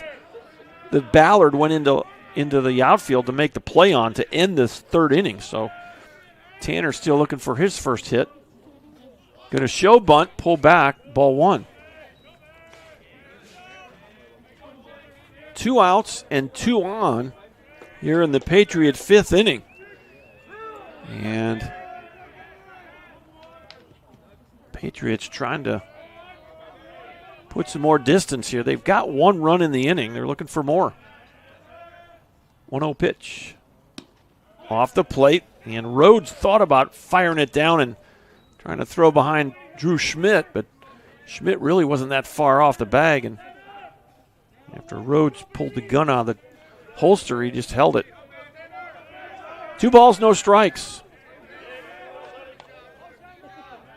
That's a tough throw with a right-handed batter. Here's the pitch. Ground ball to second. This should do it. Ballard drops the ball, and everybody's safe. Peyton Ballard, routine play there. Might have just taken his eye off the ball as you had Jewell kind of running right in front of you there. That'll go as an E4 and a run for UT Tyler. So no RBI on the play. For the Patriots, let's hear for left fielder number 18. Everybody's safe. Jewell goes to second. Hornback at first. Here's Brock Bearden for the third time. A strikeout swinging, fly ball to right. Bearden is 0 for 2. 86 inside half of the plate, strike 1. Brock Bearden in the 8 position for UT Tyler. They've plated 2 runs here in inning number 5. It's now 4-2. Breaking pitch right down the middle, lower part of the zone, and it's quickly 0-2 on the Patriot left fielder. Brock Bearden.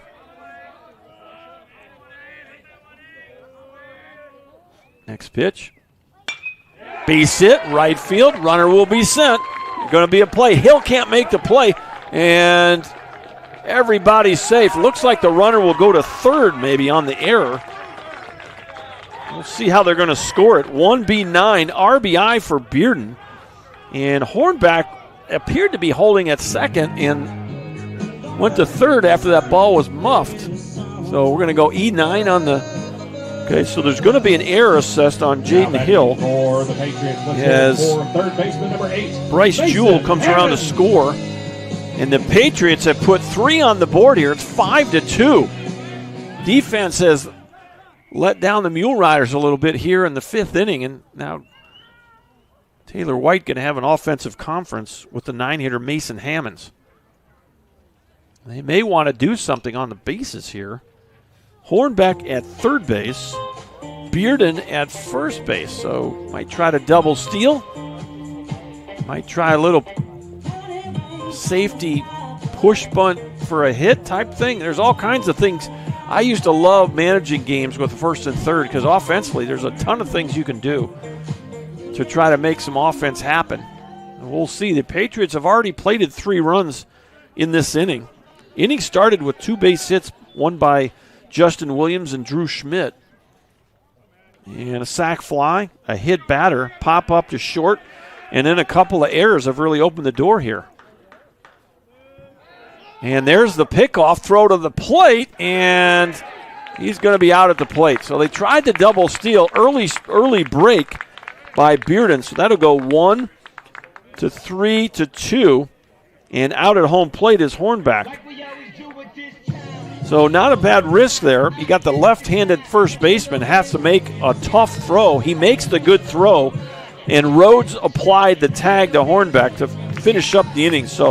But the Patriots, 3 runs on 3 hits, and you leave one guy on.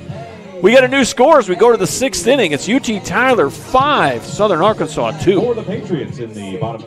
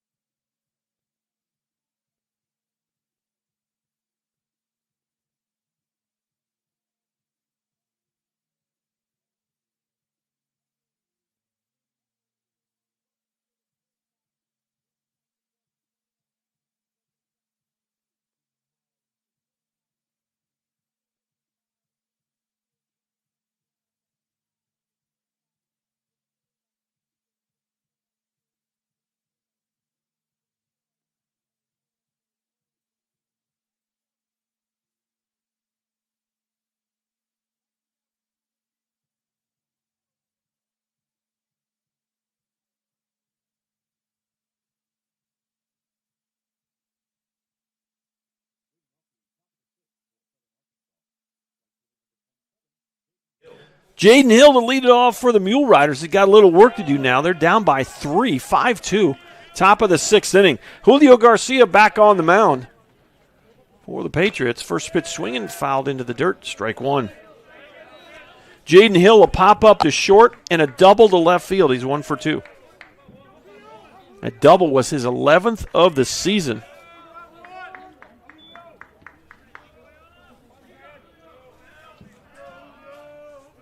Garcia the set. Here's the 0-1.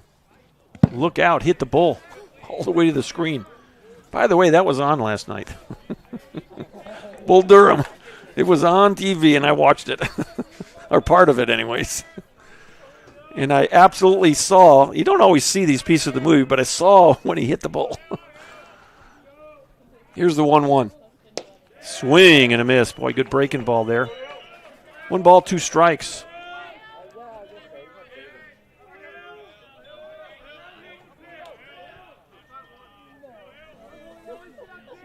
Garcia likes to come set, and the pitch. Fastball away at 91. Well, we haven't used as many pitchers as I thought we might on both sides here, but, Ryan Shoemaker encouraged us. The pace of play has been excellent so far. And just as I say that, Jaden Hill knocks one into right field for his second hit of the afternoon. 1B9 if you're scoring at the house. Here's the 5-hitter, Trace Shoup. Shoup has a ground ball to short, RBI single to left. He's 1 for 2 on the afternoon. Center fielder number 3, Trace Shoup. As Garcia on for his second inning of work. He threw 18 pitches in his first inning. Jacob Haddon ended up throwing 15 in his 1 inning of work. High pop-up in the infield. Who's going to get it? And it's going to be Jewell, and now Hammond's calling everyone off for out number 1. So 1 pitch, 1 out to Shoup. Now it's Carter Clairhout, the first baseman for the 3rd time. Clairhout ground ball to third and a pop-up in foul territory on a really nice play by Blake Labuda right over in front of the Mule Rider dugout. So Clairhout 0 for 2. He's gotten, I don't want to say robbed, but 2 good defensive plays have gotten him out here in this game. First pitch popped out of play, off to the left, strike 1. Well, the wind is just about negligible today. West-northwest, 3 to 7 miles an hour. That flag is blowing straight down. The 0-1. 87, just a bit high, not by much. Mr. Umpire has shown the willingness to go off the plate, not so much up and down. But he has called a number of pitches for both pitchers, or both staffs, off the plate. 1-1 pitch. Inside corner. 1 ball, 2 strikes. Well, we've dropped a degree. It's 71 now here at the ballpark.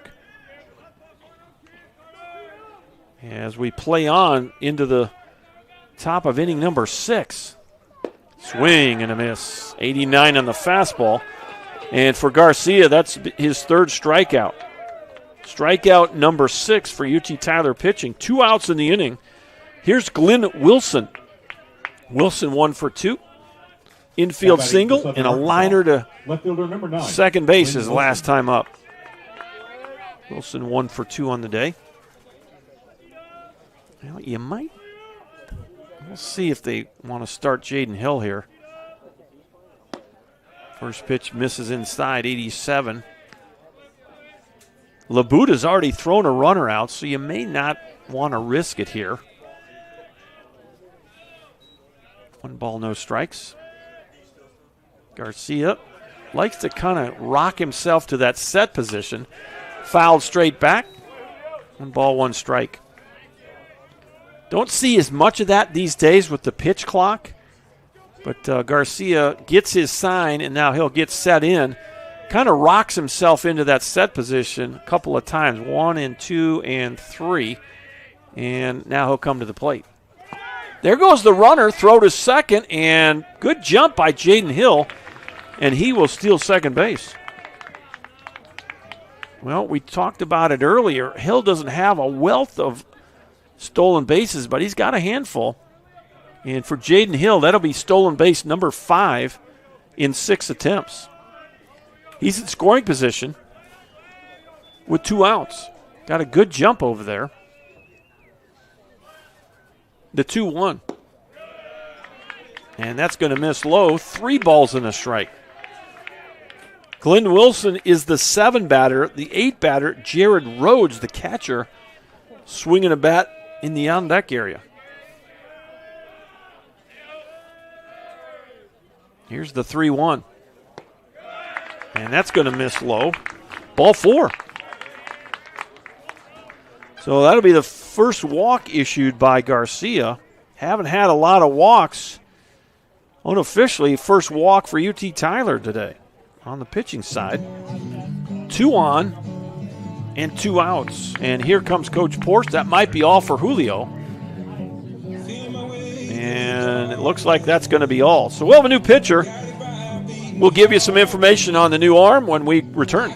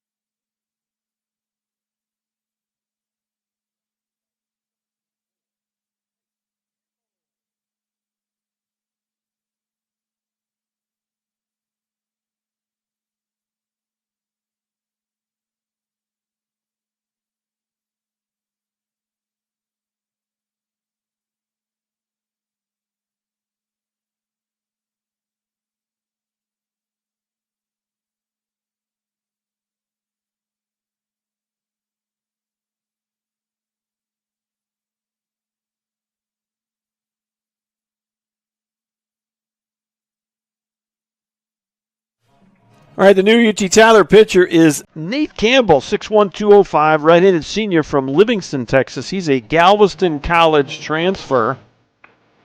And for Nate Campbell, this will be appearance number 4 of the year, all of them out of the bullpen. 1-0 with a 3.00 ERA. He's got 3 innings pitched. He has struck out 3, walked 1. The new pitcher, a senior right-hander from Livingston, Texas, Nate Campbell. And the Mule Riders with 2 on and 2 outs here in the top of inning number 6. By the way, we're playing real baseball today. We're going to play a 9-inning game. No 7 today. Single 9. This is the way baseball was meant to be played. And I need to check on my Cleveland baseballers. They were opening up at home today. They should be well into that game by now. I know that everyone's waiting with bated breath to see what the Tribe's doing today.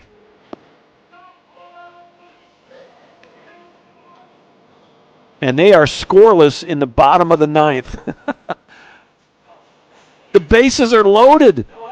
Nobody out. They're about to win on their home opener, and the temperature is like 35 degrees in Northeast Ohio. So we'll give you the update here. Hopefully the Clevelanders can win their home opener against the White Sox. Stepping in for the Mule Riders is the 8-hitter Jared Rhodes. Now batting for Southern Arkansas. 1 for 2. Number 8, Jared Rhodes. Base hit to right and a strikeout swinging for Rhodes. He will face Nate Campbell. 2 on, 2 outs. Campbell the set and the pitch. Swing and a miss. Did I hear of RBI walk? Ball game. Let's go, Tribe. They win their home opener. The temperature did not break 40 for that home opener. So bring your earmuffs and your parkas to the home opener in Cleveland. The 0-1. Ground ball to third, and Hammonds will field it, but in foul territory. So it's 0-2 on Jared Rhodes. As for the Patriots, the 4th pitcher of the day, Nate Campbell, trying to come in and make short work of Jared Rhodes. Infield back. 2 outs and an 0-2 count. Here's the pitch. Boy, good pitch right there. A good take by Rhodes. Ball had good bite to it, 78 on the slider.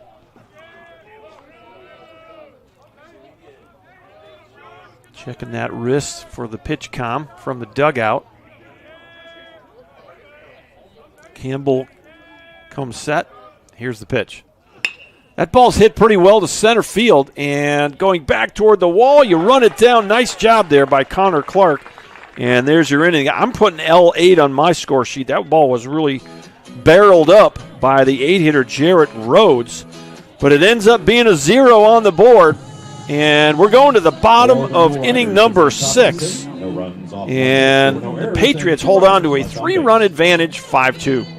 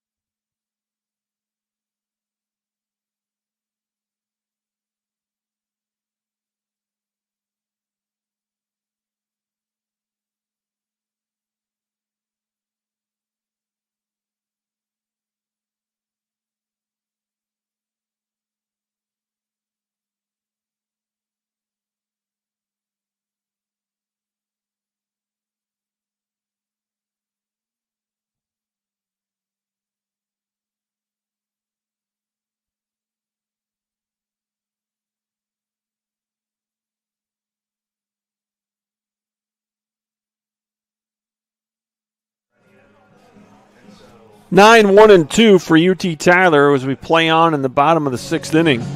Leading off the bottom of the 6th, Mason Hammonds 0 for 2 today. Pop up to second and a ground ball to second. And Asher Hastings back on the hill. Breaking ball way outside ball 1. Well, you have some bodies down in that bullpen. Nobody's tossing. And it sure looks like the guy, Eli Hutcherson, who was up earlier. Boy, he waves at that breaking pitch. 1 ball, 1 strike.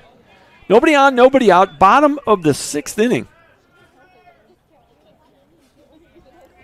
2-7-3 for the Mule Riders. 5-9-0 for the UT Tyler Patriots. Breaking pitch way outside again. 2-1.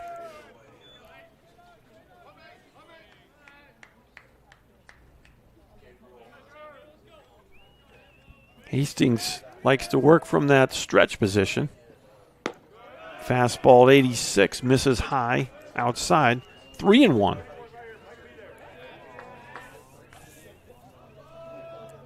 Well, the Patriots have had 2 innings, the first and the 5th, in which they've scored runs. They scored 2 in the first and 3 in the 5th.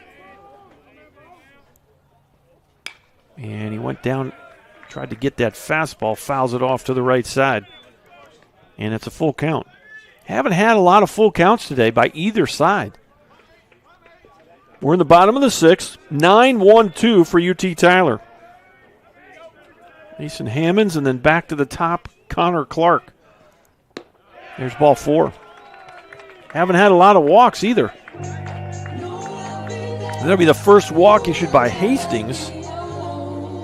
And second walk by Mule Rider pitching. Top of the lineup now. Connor Clark, couple of strikeouts and a single. He's 1 for 3. Center fielder number 10, Connor Clark.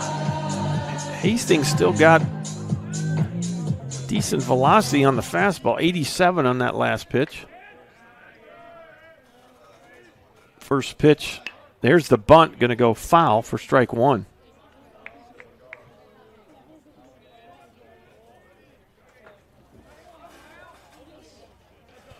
and it's Eli Hutcherson down there throwing again for the second time this afternoon.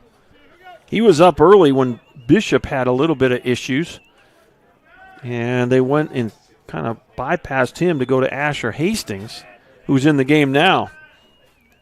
The 0-1. Going to bunt it right back to the mound. Hastings nowhere to go but first. He'll take the out, and the sacrifice will move Hammonds to second.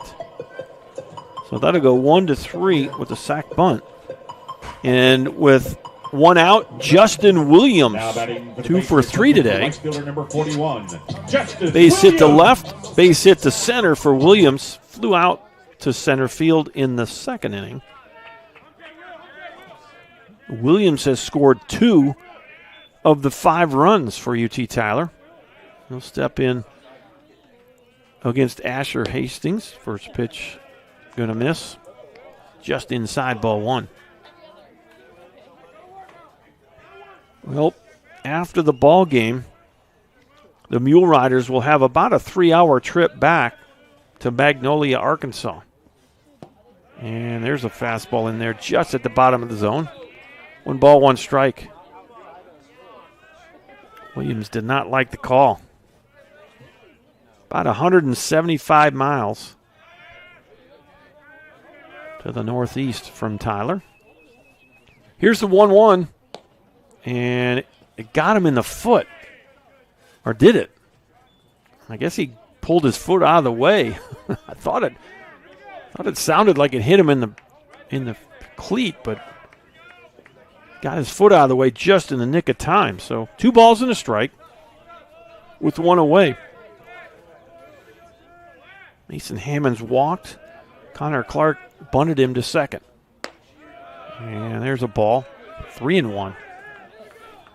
Well, this might be getting to the last hitter or two for Asher Hastings. Started the inning with 34 pitches. Next pitch swung on and missed, 87. He's been right around that 87, 88 since coming in on the fastball. It's a full count.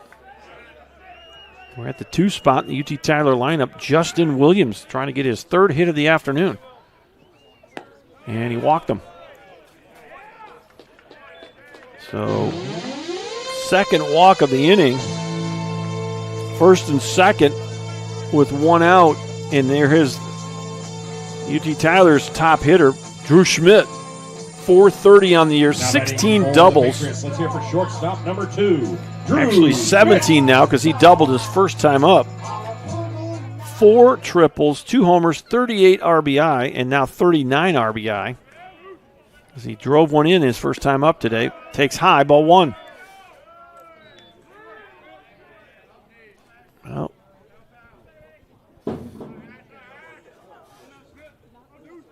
Coach Pedigrew liking the matchup here, trying to see how the junior from Little Rock, Asher Hastings, deals with a little bit of traffic here. And he'll spin and throw to second base.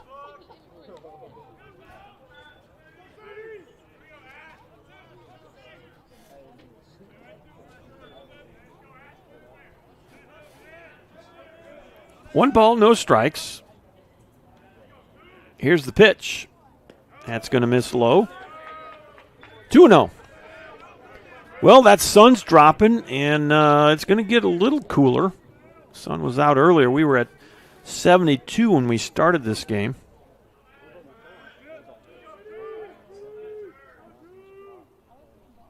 And we're down to 71 officially. But it's going to feel a little cooler because that sun isn't hitting the stands anymore.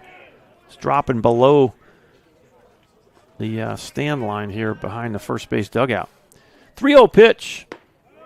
Ball 4. A 4-pitch walk to Schmidt. 3rd walk of the inning, and just don't know how much longer you're going to go with Asher Hastings. You've loaded the bases with 3 walks and a sack bunt, and now left-on-left matchup, and this is probably why you're staying with Hastings here for this matchup. See if he can get Mason to ground into an inning-ending double play here. First pitch, going to miss inside, ball one. On the day, Caston Mason hit by pitch, a double to left, sac fly to right. That's a 1-for-1 day. Breaking pitch misses inside.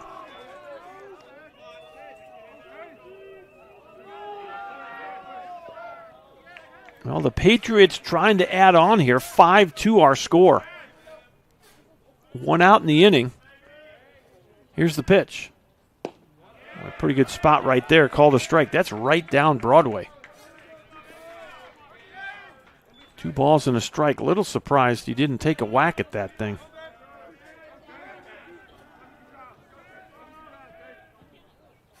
Hastings the set, the deep breath, and the 2-1. And there's another strike, another fastball. And the count's now even. Not exactly sure what Mason is thinking up there, but he's gotten 2 pretty good fastballs right in the heart of the strike zone. And he's taking them both. 2-2 pitch. Fouls that one off. Same spot, same pitch. And it's fouled off, so we'll stay at 2-2. Patriots with a big opportunity here to really give themselves some breathing room. It's already a 3-run lead. Mason battling here. 2-2 pitch. Strike 3 called right at the top of the zone. Another fastball. And boy, that's a big strikeout right there. That'll be, let's see about this. Second strikeout unofficially for Hastings. And now it's Bryce Jewell. Number 1, Bryce Jewell. Jewell, an RBI double his first time up. Since then, he's flown out to right and got hit by pitch, and that will be all for Hastings. We'll have a new pitcher. We think it's going to be Eli Hutcherson. We'll be back in a minute to make sure.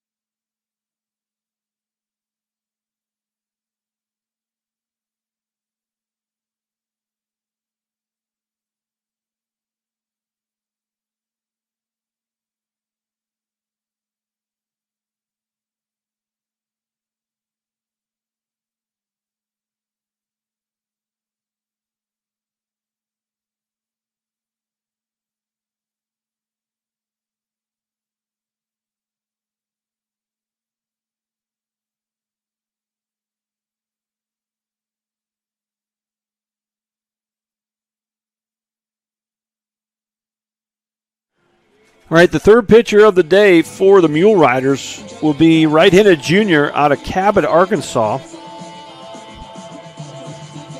6'2", 195, Eli Hutcherson. And for Eli Hutcherson, he's got some starts under his belt. He is 2-1 on the year with a 7.13 ERA. This will be Hutcherson's 8th appearance. He's got 4 starts for the Mule Riders, 17 2/3 innings pitched, 15 strikeouts, 9 walks. Opposing batters hitting .288 off the big right-hander, Eli Hutcherson. So you can close the book on Asher Hastings, at least for the moment. 58 pitches. He has left them loaded. First pitch off the plate, ball 1. 88 with the fastball from Hutcherson.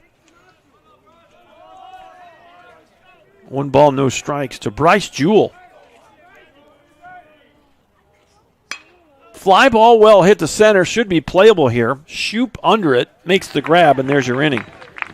F8 if you're scoring at the house. Patriots unable to get any runs. So between Hastings and Hutcherson, they wiggle out of this inning with no runs. Bases loaded for the Patriots. So you leave 3 on the bases. That's 9 total for the game. 6 of the 9 in scoring position. And we're headed to the 7th inning. It's almost time to stretch it out at the ballpark. Patriots 5, Mule Riders 2.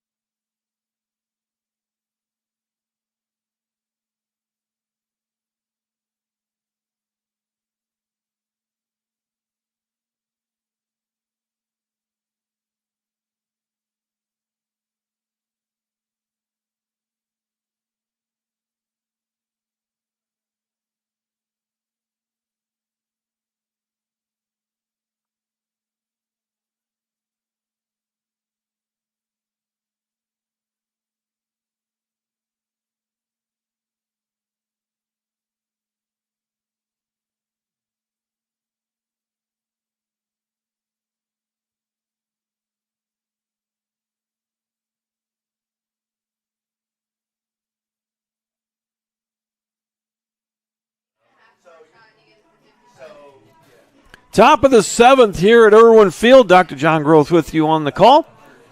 Patriots hold on to a 5-2 lead. For the Mule Riders, will be 9-1-2 coming to the plate. Peyton Ballard, the second baseman, will lead it off. Second baseman number 25, Peyton Ballard. 1 for 1 on the day. Base hit to center his last time up. First time up, laid down a bunt.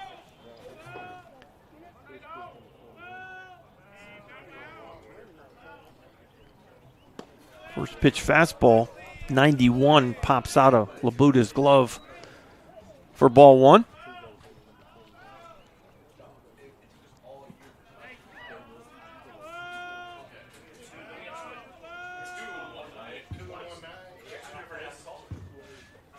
Breaking pitch, that's right over the heart of the plate for strike 1. Your line score, Southern Arkansas, 2 runs, 7 hits, 3 errors. UT Tyler, 5 runs, 9 hits, no errors. Top of 7. Nate Campbell, the 4th Patriot pitcher today. Got him to chase like a changeup in the dirt. 1 ball, 2 strikes. Nobody on, nobody out. For Southern Arkansas, 9-1-2. Here in the 7th. Ballard, Woolbright, and then Matsuzaki. 1-2 pitch, low and in the dirt. 2 balls, 2 strikes. Patriots trying to win their 2nd in a row. 4-1 in their last 5, 8-2 in their last 10. And that's exactly what the Mule Riders have, except they've won their last 3 ball games. They're 4-1 in their last 5, 8-2 in their last 10. Talked on the pregame show. The Patriots have won 11 of their last 14 ball games. And they have put together streaks this season of 8 in a row and 7 in a row. And they've got 3 more conference series to go. breaking pitch, and he walked the leadoff hitter here in inning number 7. So that's the first walk issued by Campbell. And for Patriot pitching, you got to go back to, let's see, when was the other walk? That might be the first walk issued by Patriot pitching today. Arkansas, third baseman number 21, Jaden Woolbright. Unofficially, that's the first walk. Well, that's not true. Garcia walked a batter, so we'll figure out where that was. So it's the second walk issued by Patriot pitching. First pitch, boy, just missed low. Ball 1.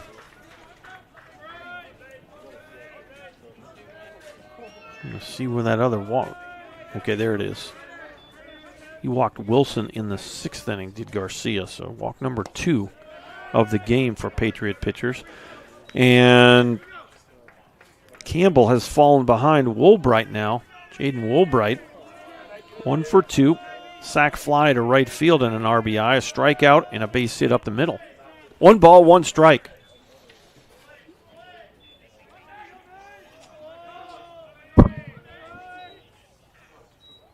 Campbell the set. Campbell the pitch. And that's right down Main Street. 1 ball, 2 strikes. Well, Mr. Umpire just said 2-1. Did he call that a ball? So I guess it was 2-0, and now it's 3-1.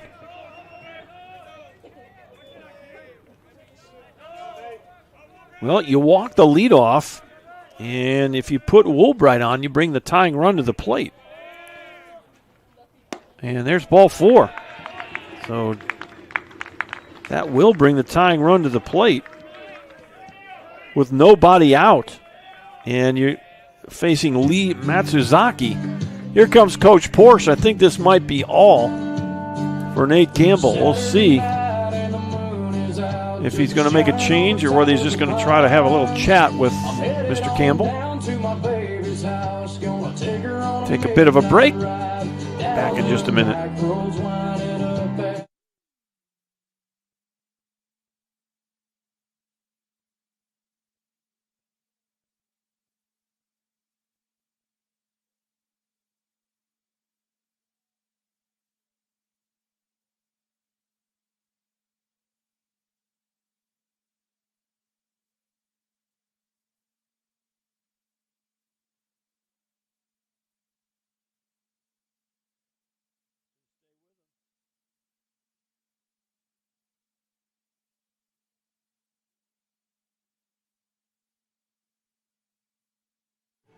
All right, Coach Porsche going to stay with Nate Campbell here.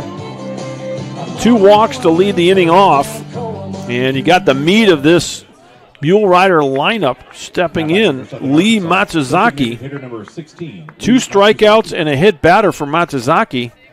He's their leading everyday batter. 333. First pitch swinging, fouls it off, strike 1. And we'll see if we can pull up some of these numbers here.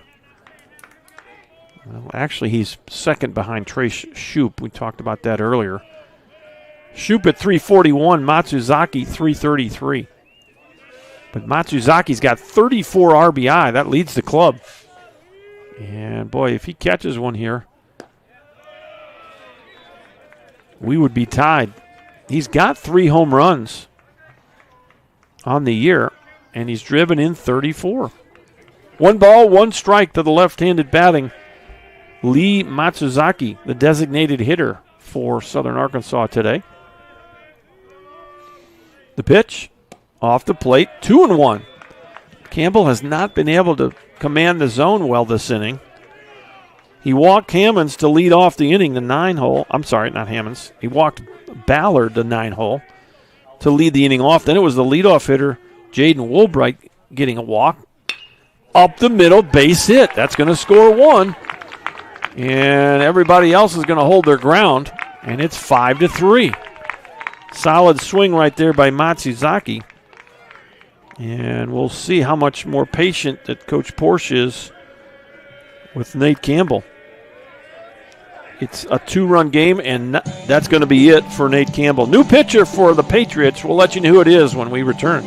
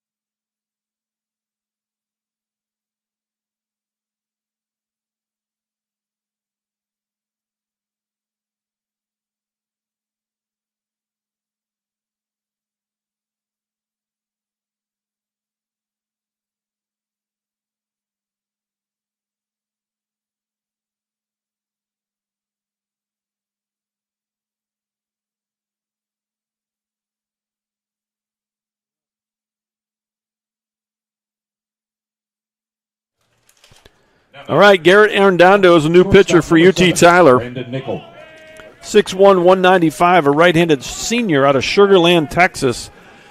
He inherits 2 base runners, 2 on, nobody out. And Brandon Nickel, the hitter, 0 for 3. Ground ball to the pitcher, ground ball to the shortstop, and a strikeout swinging for Nickel. He takes ball 1, 90-mile-an-hour fastball from Arredondo, and it's 1-0.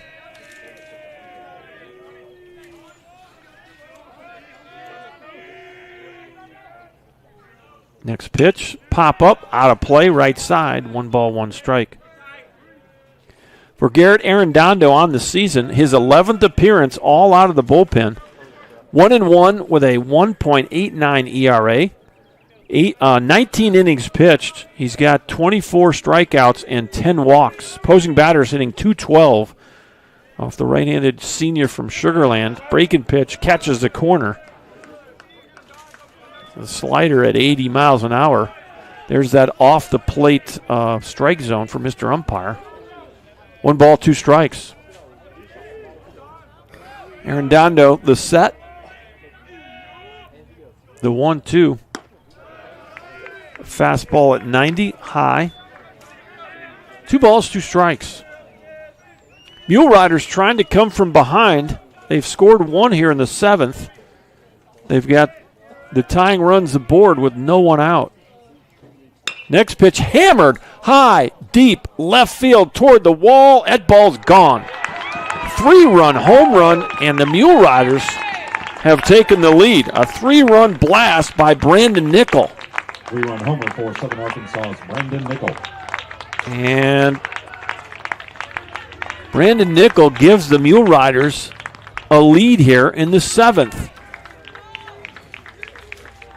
It was a 78-mile-an-hour breaking ball right down the middle. Nickel, that'll be home run number 7. RBIs 27, 28, and 29. Home run number 8. Right fielder number 27, Jaden Hill.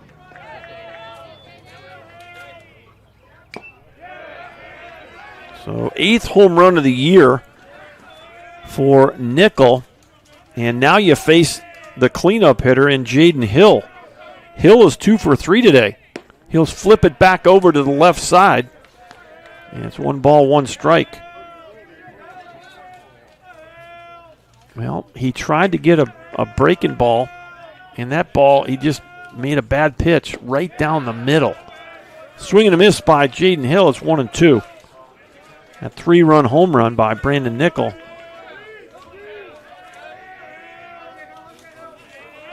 We'll put him on the threshold of 30 driven in, 29 on the year. Fouled straight back, fastball, that one at 91. Count remains 1 ball, 2 strikes. You still got nobody out here in the 7th. A 4-run inning for the Mule Riders. High pop-up, and it's going to be Hornback in shallow right field. He'll make the grab for out number 1. So that's the first out of the inning. This inning has gone walk, walk, single, home run. And finally you get an out there on the F4. Here's Trace Shoup. Center fielder number 3, Trace Shoup. RBI single for Shoup back in the 4th inning. He's 1 for 3.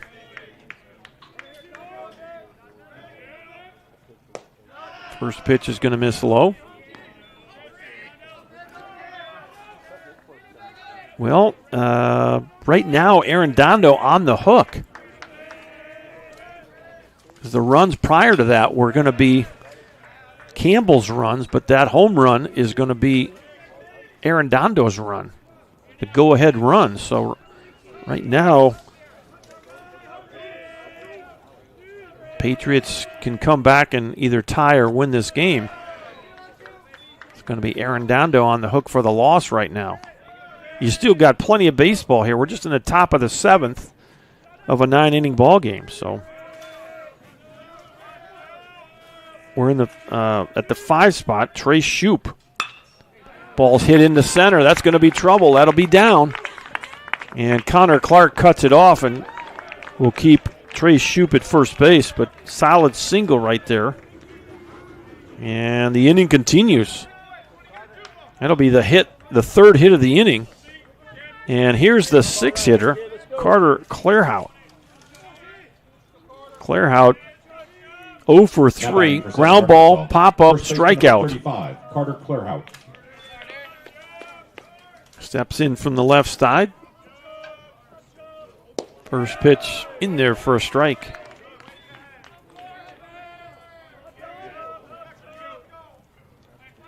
Six runs on 10 hits now for the Mule Riders. They have come storming back here in the 7th inning. A 4-run inning. Up the middle, this could be 2. 6-U and dropped it. Well, you almost had a double play there. It would have ended the inning. And that was right up the middle. Drew Schmidt had the shift on. So it'll be a fielder's choice for Clairhout. He'll get the first base. Out at second base is Trace Shoup on the 6-U. 2 outs in the inning, and now it's Glenn Wilson. Left fielder number 9, Glenn Wilson. Wilson 1 for 2. Infield single, a line out to second, and a walk for Wilson. Arredondo the set. And the pitch. Fastball. You got the delayed steal on. Nobody home.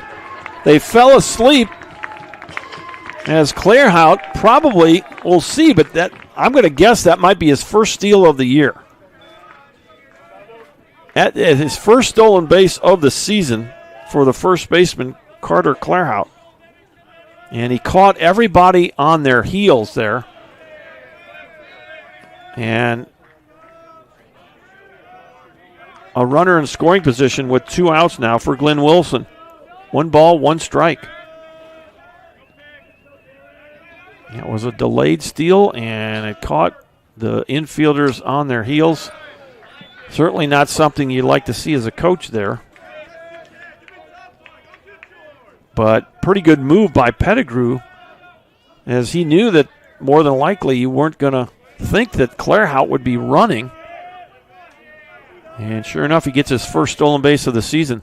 1-2 pitch, struck him out, 80 miles an hour on the slider. And that'll do it, but the damage has been done by the Mule Riders. They get 4 runs on 3 hits. You leave 1 guy on, and it's time to stretch it out at the ballpark. We've got a new score here at Irwin Field. It's Southern Arkansas 6 and UT Tyler 5.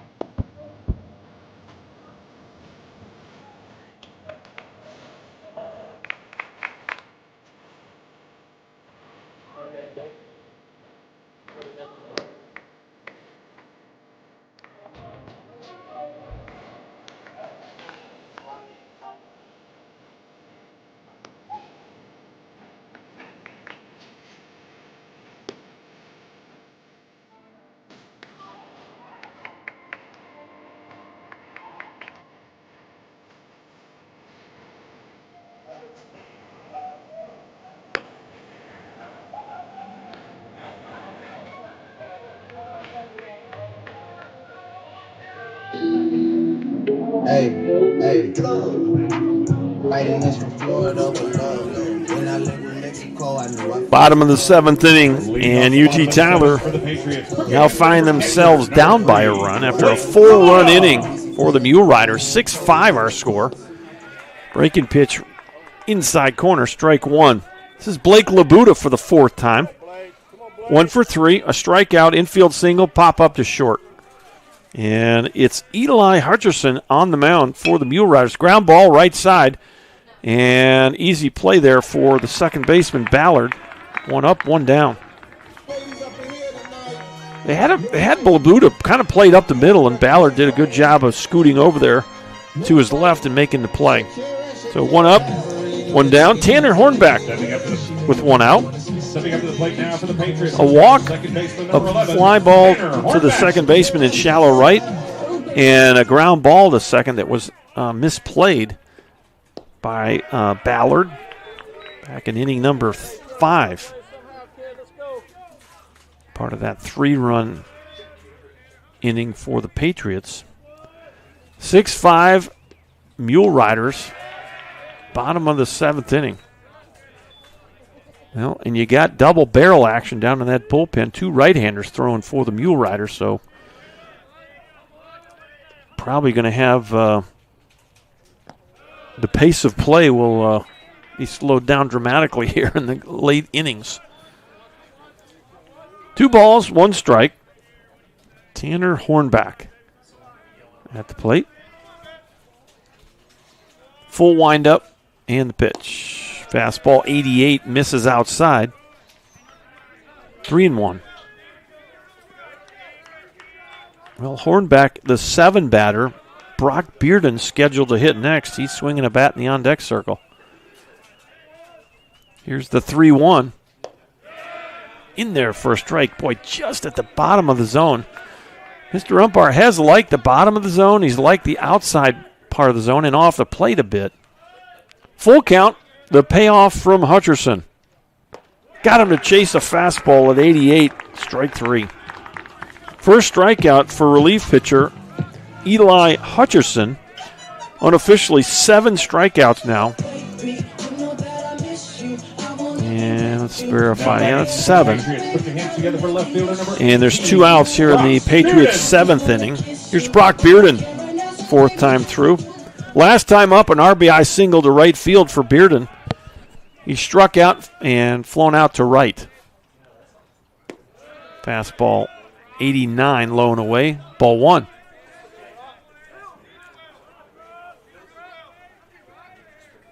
And we're likely to see at least one more arm and maybe 2 from these Mule Riders. The 1-0. And there's that pitch well off the plate, maybe 2 balls.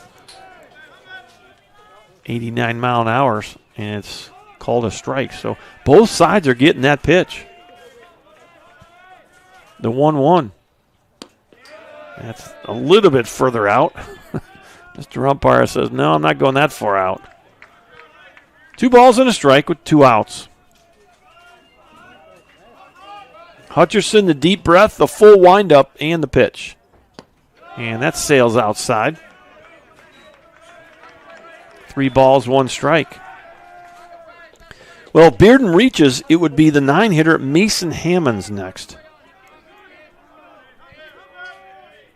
And they're going to shift it on this pitch, and that was a really late shift by the infielder.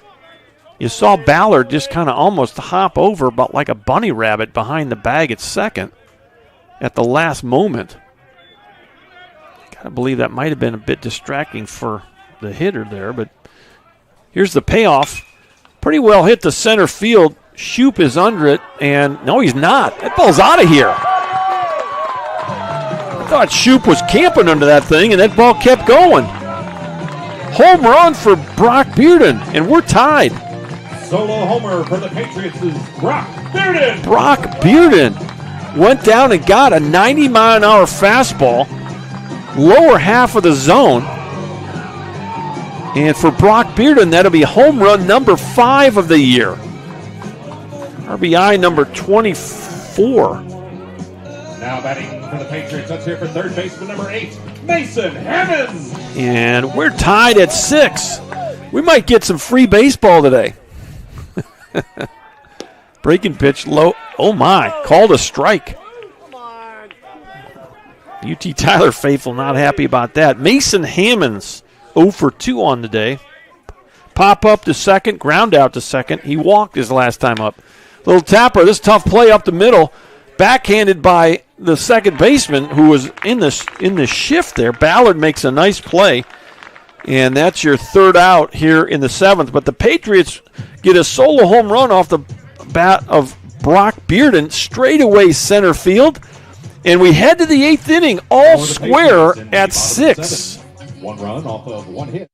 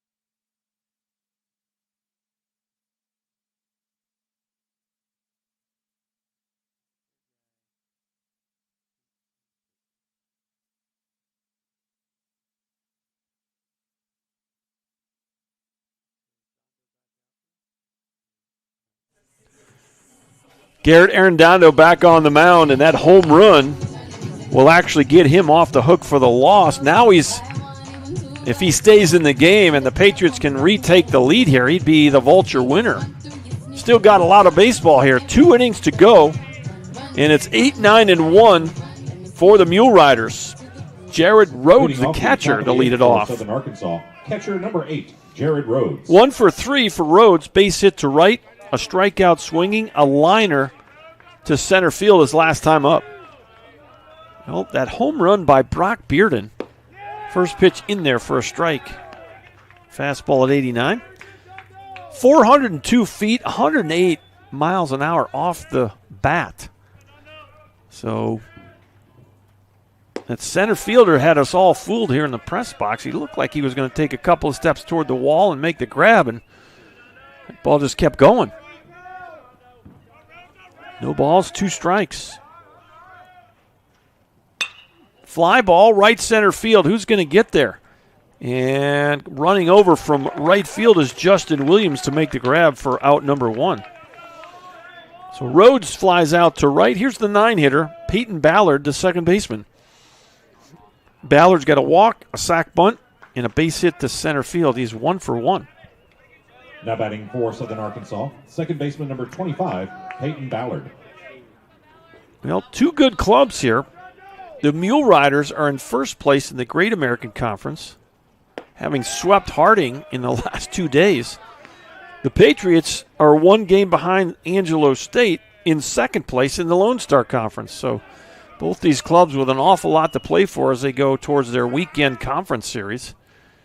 And it's been a good battle between 2 really good Division II clubs here in Tyler on a Tuesday afternoon. The sun's starting to drop now, and the shadows will continue to creep towards the live ball area. No balls and 2 strikes to Ballard. Slider at 81, waves through it, strike 3. And for Aaron Dondo, that'll be strikeout number 2. And for Patriot pitching, it'll be strikeout number 8. Now it's the leadoff hitter, Jaden Woolbright. Now batting for Southern Arkansas, third baseman number 21, Jaden Woolbright. Woolbright 1 for 2. Sack fly and an RBI in the 3rd inning. First pitch is in the dirt for ball 1. Struck out swinging back in the 1st inning, and he walked his last time up in the 7th. He was on base for the 3-run home run by Brandon Nickel. And he kind of waves through a nasty slider. And Aaron Dondo starting to command his pitches now.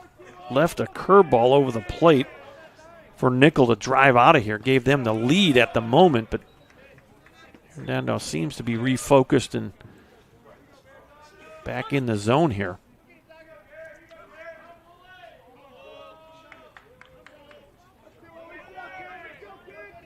Full windup. Big right-hander. 2-1 pitch. Swung and a miss. Counts even. 2 balls, 2 strikes. 2 outs. Deuces Wild on the board. Nobody on the bags. Dondo, the wind and the pitch. Swing and a miss. Struck him out.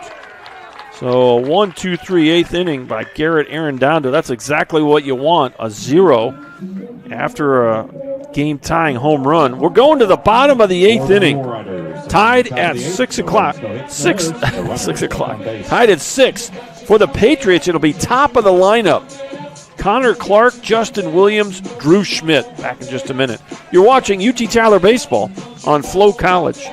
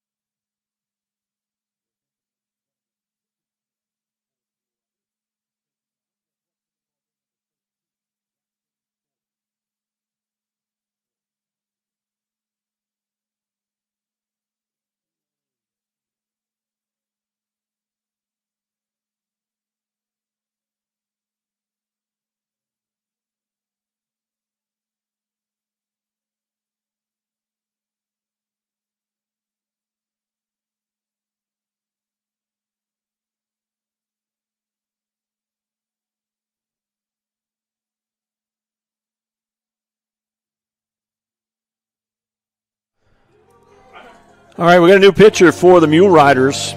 It's going to be a senior from Sheridan, Arkansas, 6'3", 180, right-hander Jackson Sorey.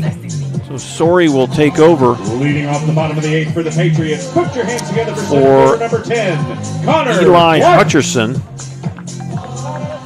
Hutcherson ends up throwing 18 pitches in his outing. And now it's Jackson Sorey. First pitch off the plate, ball one. Give you some stats on Mr. Sorey here in a second. This will be outing number 4 of the year for Jackson Sorey. 0-0 with a 3.00 ERA. Fastball right at 90, just a bit low. Sorey, 3 innings pitched. He's got 3 strikeouts and 3 walks. Opposing batters hitting 125 off the senior from Sheridan, Arkansas. An Arkansas Tech transfer. Jackson Sorey, that 90-mile-an-hour fastball misses inside. And it's 3-0 on the leadoff hitter, Connor Clark. 2 strikeouts, a single, and a bunt. It's 1 for 3 officially on the day. The 3-0. And that's not close. Leadoff walk represents the go-ahead run here. First walk issued by Sorey.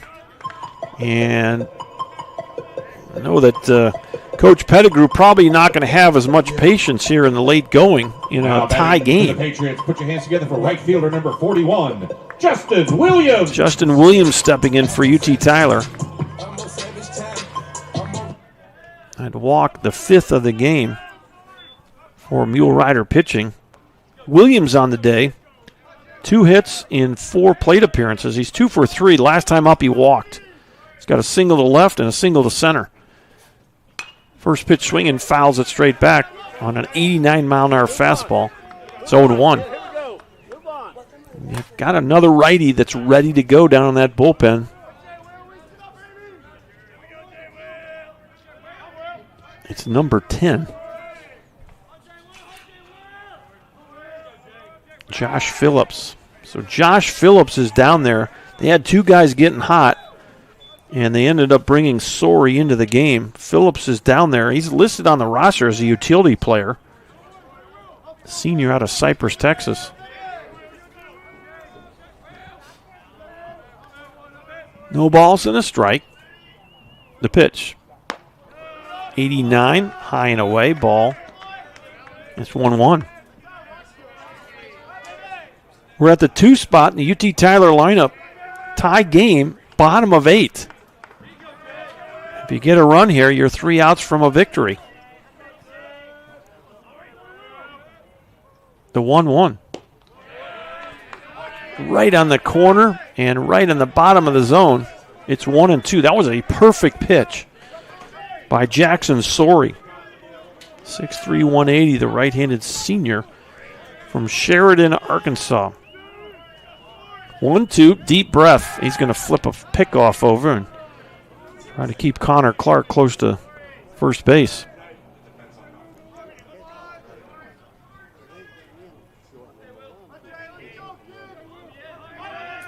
Connor Clark, the leadoff hitter. 7 for 7 in stolen bases. He was caught stealing early in this game. Next pitch, ground ball to third, could be 2, 5, and ball gets away, and he held on to it. Oh, well, they're going to say he came off the bag. And Ballard bobbled that ball. The ball was in the dirt. It popped up, and they're going to check this on the replay. So it's going to be a close call because that ball was a worm burner. Ballard went down, picked it out of the dirt, popped it up. And the question is whether that ball got in his glove before Connor Clark slid into second base. They'll check it on the replay. We'll take a bit of a break here. And back in just a minute. Big call right here with a tie game in the bottom of the 8th.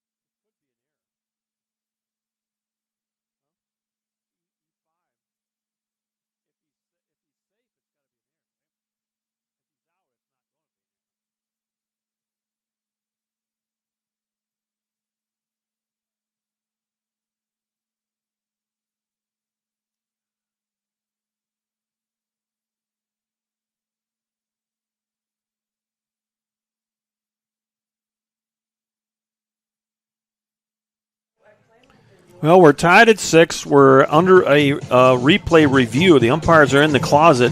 This is a big call right here. Because if this call is a safe call, then the Patriots will have first and second with no one out. And Drew Schmidt coming to the plate.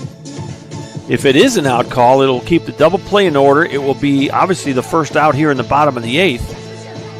And definitely worth a challenge. Umpires are looking at this one closely and still in that closet, so we're waiting on their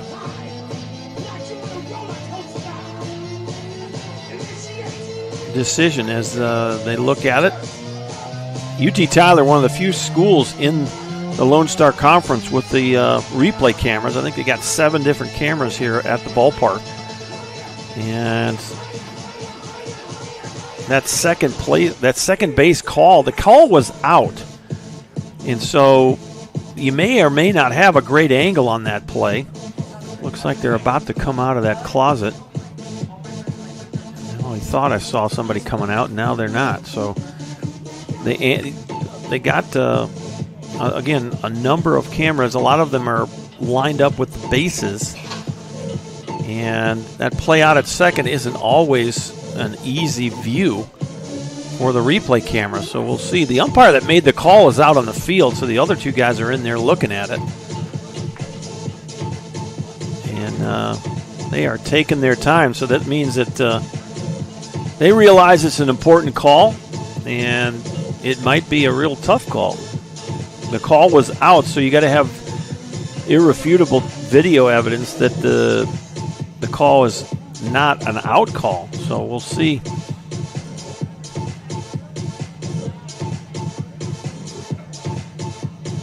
I thought I saw them coming out a moment ago, but they have retreated back in there. And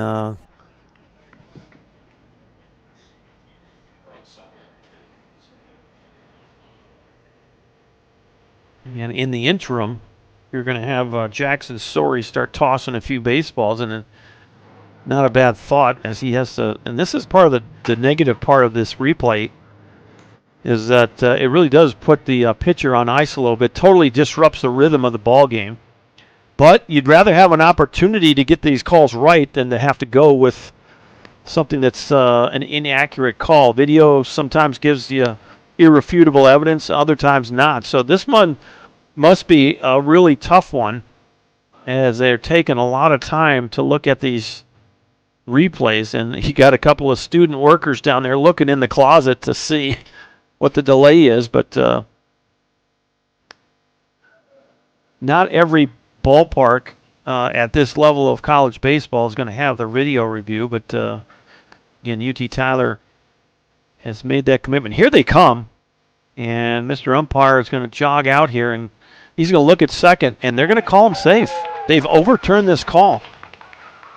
And so they took their time. They think they got it right. So, but didn't he call him out? He called him safe? Okay, he said he was off the bag, so I was mistaken. They had to have video evidence that he was out, and they did not see that. So that'll go as an error on Jaden Woolbright. E5, the low throw, Ballard had to pick it out of the dirt. So everybody's safe with nobody out. Here's the 3-hitter, Drew Schmidt, and do you lay a bunt here, or do you let Drew hit away? Jackson Sorey, the set. And the pitch. Schmidt's going to show bunt. There it is. Nicely done. Tough play. It's going to curve foul. Had a little backspin on it, and it took it foul. Off the bat, you thought it was going to just roll right in that perfect spot down the third base line, but it had a little corkscrew spin on it, and it kept rolling foul, and strike one. So that's where that bunt's got to go. The first baseman, Clairhout, is going to be charging on this, and that third baseman with a runner at second has to hang back a little bit. 0-1, Jackson Sorey the set. The deep breath and the inside move, going to try to make sure everybody's staying honest out there, and also may have shown whether Drew Schmidt was going to lay down a bunt if he squared around. Nobody out. Got to believe the bunt's still on here. Sorry, the set and the pitch.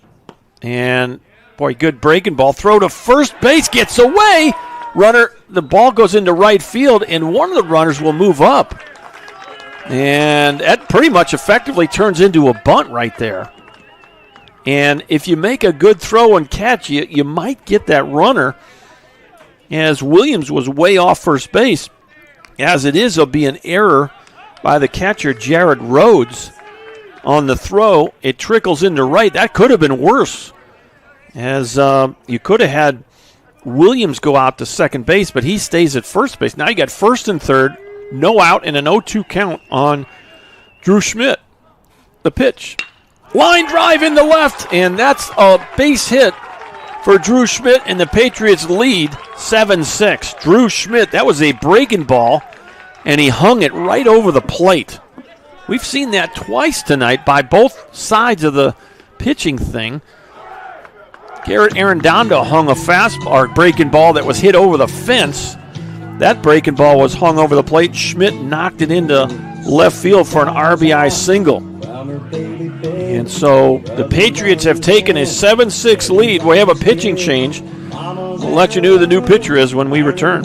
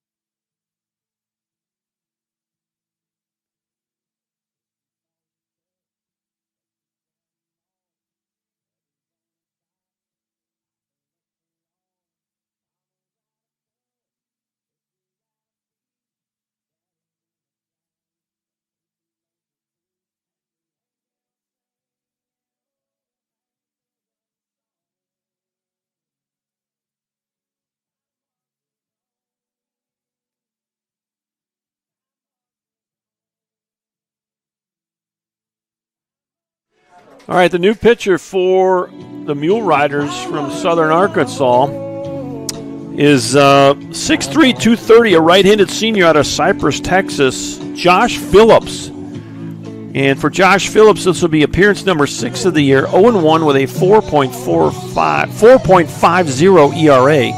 6 innings pitched for Phillips, 8 strikeouts, just 1 walk.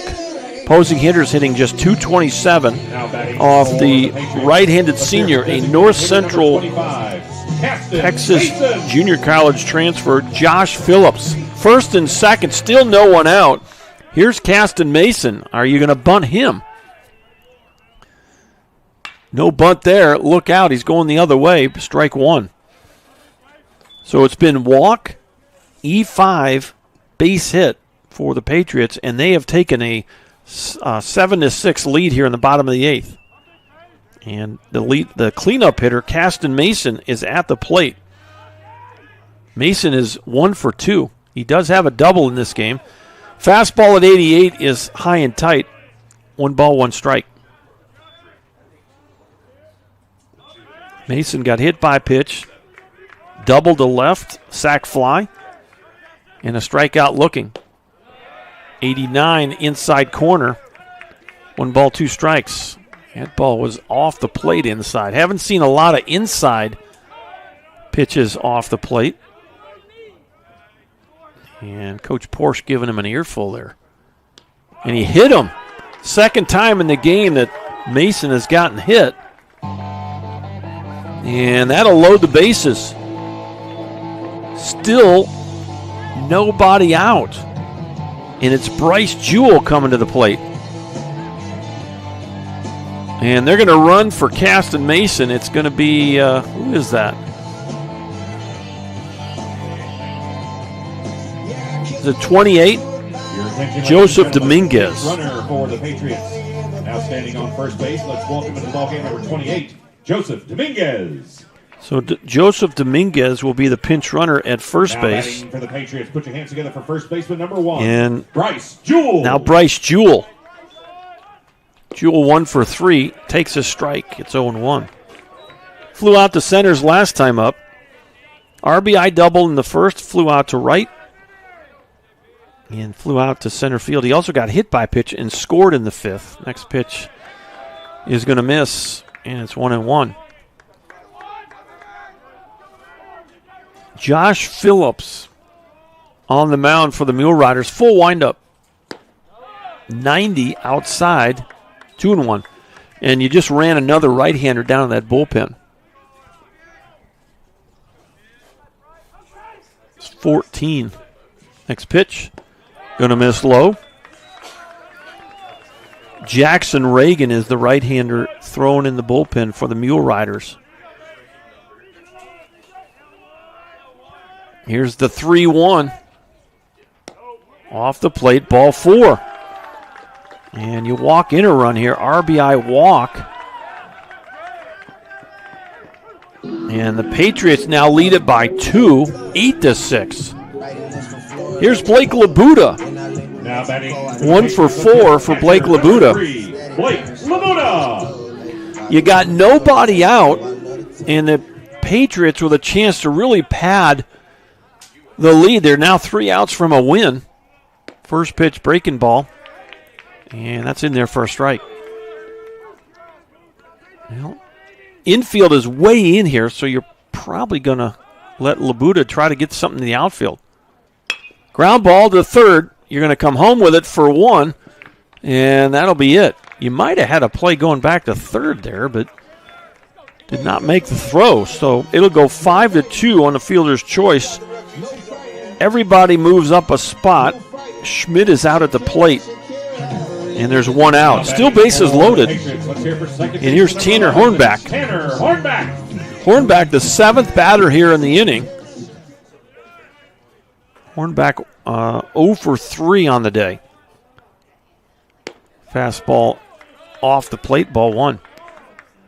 90 mile an hour. Fastball from the big right-hander, Josh Phillips. 5th pitcher of the day for the Mule Riders. Slider, that's off the plate. 78 miles an hour. And 2 balls and no strikes. You got nowhere to put Hornback here. I've already walked 1 run in. Off the plate. And it's a 3-0 count. And how patient can you be here if you're Coach Pedigrew?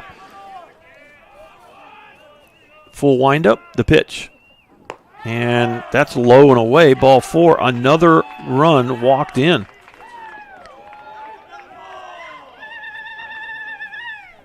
And they're going to stay with Phillips for the moment.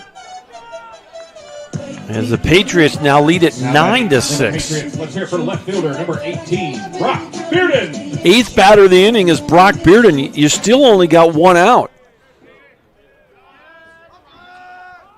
Next pitch, first pitch, breaking pitch. Barely catches the inside corner, strike 1. Brock Bearden, a solo home run his last time up. He's got 2 driven in on the day. He's 2 for 4. 0-1 pitch off the plate. 1 ball, 1 strike. Bearden struck out in the first inning, flew out to right in the 4th. Since then, RBI single to right and a solo homer to center field in the 7th. 1-1 pitch, sails outside. 2 balls and a strike. Well, you're hoping for a double play ball if you're a Mule Rider fan here. Patriots trying to add to a 9-6 lead. And there's a solid fastball for a strike. Right on the outside corner. 2 balls, 2 strikes, 1 out. The 8th batter in the lineup, Brock Bearden. Here's the pitch. Just fouls off. I guess that might have been a fastball.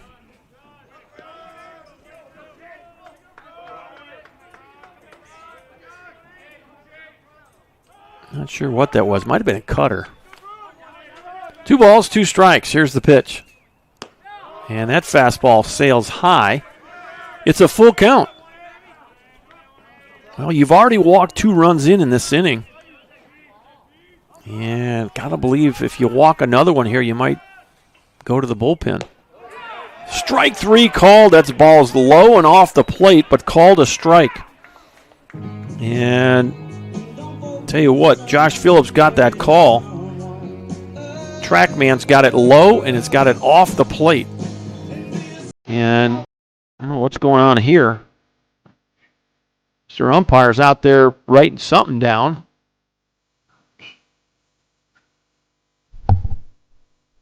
What do we got? A warning. Batting for the Patriots. Put your hands together for third baseman number 8, Mason Hammond. Well, UT Tyler dugout might get sent to the principal's office there. He just wrote something down. Mason Hammonds is now at the plate with bases loaded. Breaking pitch. In there for a strike. Boy, he kind of hung. That's a cement mixer that's a mistake pitch, but he gets away with it. 1 strike to Mason Hammonds. Ground ball first base side. This should do it. You bobble it, but nice job by Clear Out to stay with that pitch. That'll be, or stay with that grounder. 3U if you're scoring at the house. However, the Patriots get 3 runs here in the bottom of the 8th on, let's see, 3 runs on just 1 hit. And we've got a new score as we go to the 9th. It's UT Tyler 9 and the Mule Riders from Southern Arkansas 6. Back in just a minute. Southern Arkansas.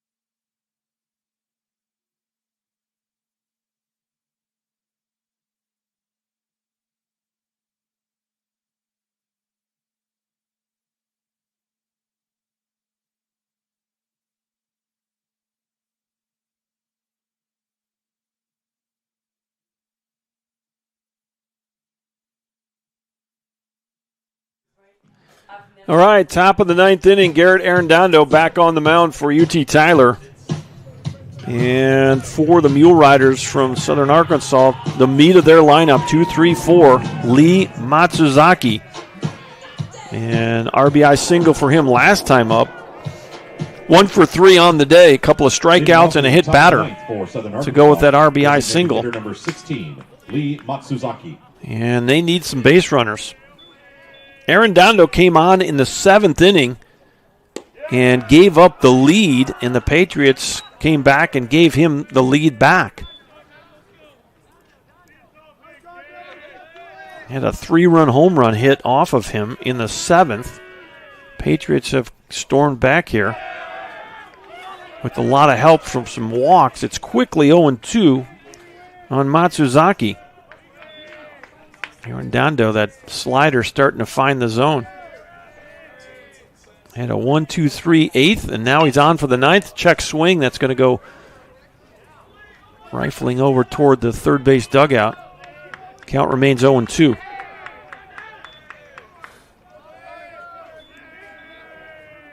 Garrett Arredondo, the wind. The next 0-2 pitch, and Matsuzaki hangs tough on a tough slider. Had to take a whack at it. Out of the zone, but the ball moves so much you got to just try to foul it off, and that's exactly what he did. Count remains 0-2. Top of 9. The Mule Riders need a rally here. Pop up left side. That's going to be in play. Who's going to get there? And running over in fair territory and staying with it is the left fielder Brock Bearden for out number 1. Nice play there by Bearden. That ball kind of curved right back fair. If he drops that, it's going to hit in fair territory. So 1 out here in the 9th, and here's Brandon Nickel. And all he did was hit a 3-run home run his last time up. 7, Brandon Nickel.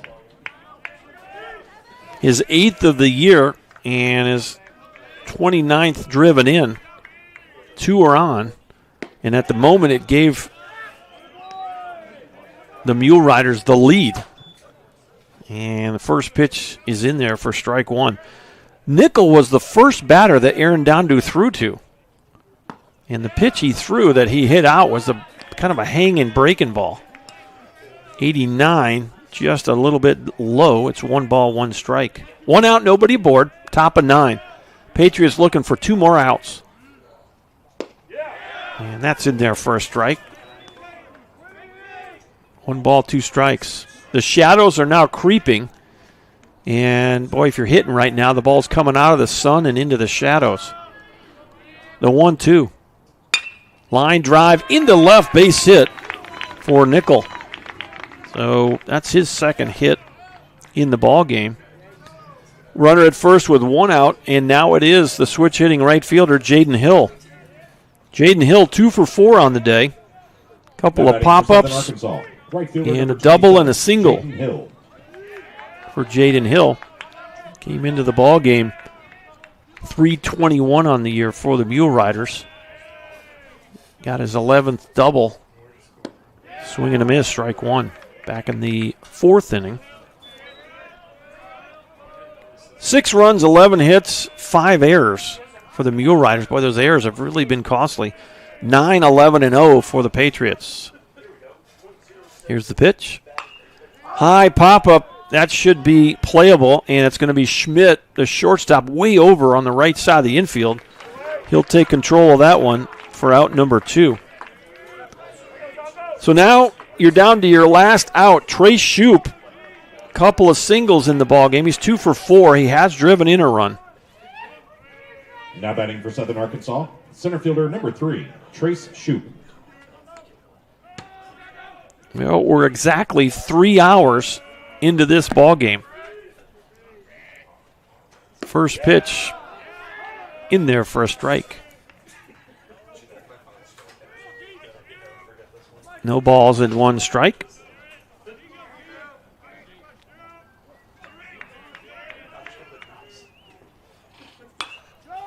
Fastball 88 popped out of the right side. And now you're down to your last strike if you're a Mule Rider fan here. Garrett Arredondo trying to vulture a win for UT Tyler. The set, the 0-2. And boy, just missed a bit low. He thought he might have had strike 3. And he'll go back to work with a 1-2 count. Trey Shoup looking for his 3rd hit of the day. Going to have to battle here. Down to the set. Hands right in front of the face. The 1-2. Another good slider. And, boy, that's a tough pitch to lay off of. Shoup does so. And the count's even. 2 balls, 2 strikes. Deuces Wild on the board with the runner at first base. Arredondo, the set, and the pitch. And that's lined into center field, and it's a base hit. So the inning will continue. And here comes the tying run. Carter Clearhout is 0 for 4 today. And he represents the tying run if he were to catch one. Now batting for Southern Arkansas. We would be First baseman, tied. Number 35, Carter Clairhouse. So it's been fly ball to left, base hit to left, pop up to short, base hit to center. 2 on, 2 outs. And he hit him. And Mr. Umpire, I don't know what, that ball hit the ground, I thought, before it hit him. Now they're gonna go look at this, and I don't know if you can you challenge a hit batter? Mr. Umpire's got some doubts here, as Coach Pedigrew. Well, they're going to go into the closet and check on this. I'm not sure what's being challenged, whether he didn't try to get out of the way or whether it actually hit him. Either way, Coach Porsche going to make a visit to the mound as the Patriots trying to get this last out. Kind of another big call in the game. You might as well use the challenge if you got it in your pocket. So we'll take a break and wait for Mr. Umpire to come out of that closet.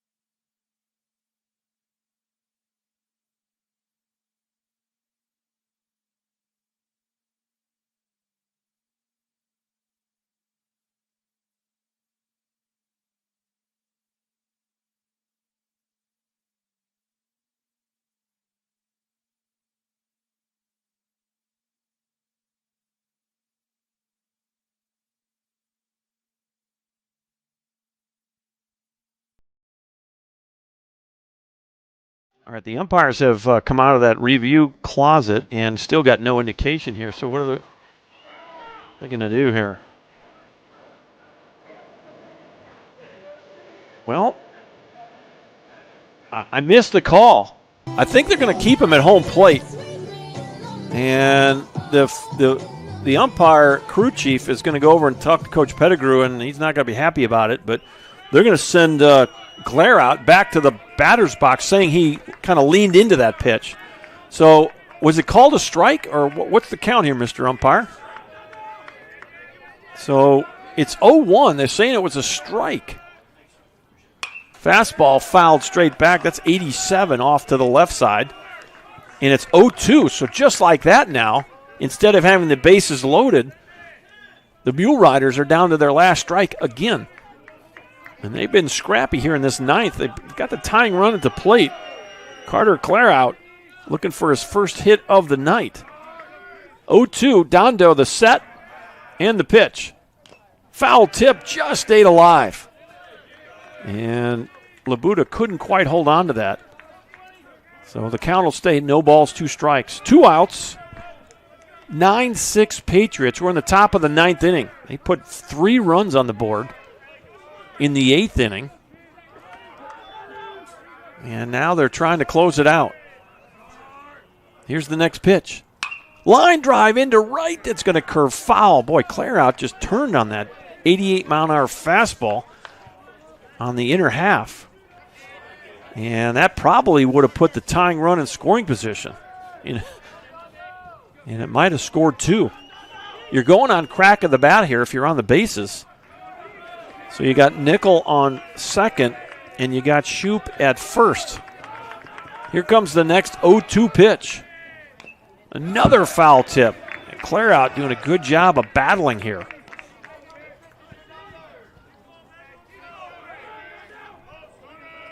Carter Claire out at the plate. 289 on the year. 8 doubles, a homer, 17 RBI. And he's still got an 0-2 count. The pitch. And look out. That's late on the slider there, just making sure he gets contact and gets another pitch. So good battle here between Claire out and Garrett Arredondo, trying to close it up and get a win. The next 0-2. Another scrappy swing. That's a 90-mile-an-hour fastball, way low and away, and just gets a piece of it.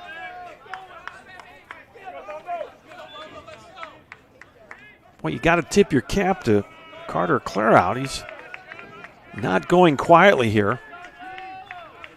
Still an 0-2 count. Here's the pitch.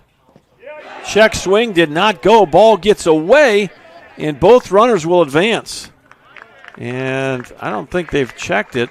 It's not going to be a called strike or a swinging strike.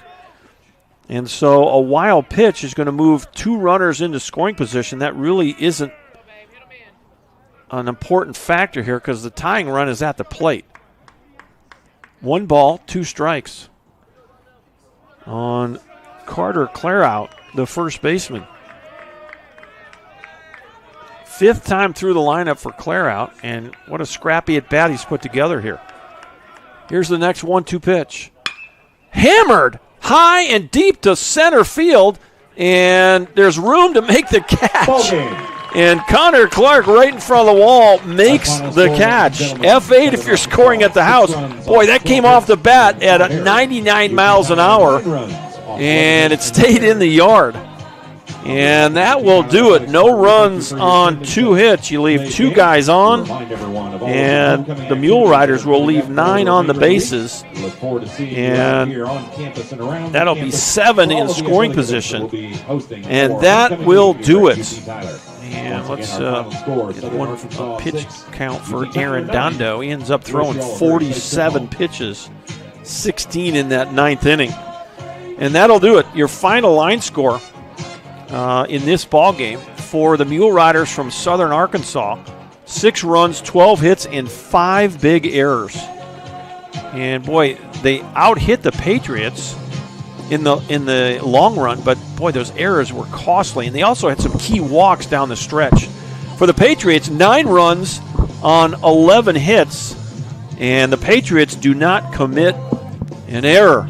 And so the win will take UT Tyler's overall record now to 29-9. And, of course, this is not a conference game, so they'll stay 28-8 in conference play.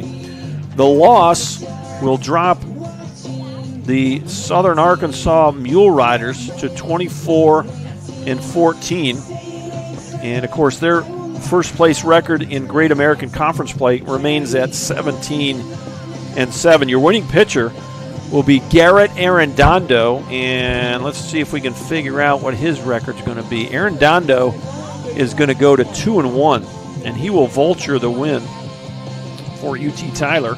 Gave up the lead, but then the Patriots got him the lead back. He came in, shut things down barely in that 9th inning.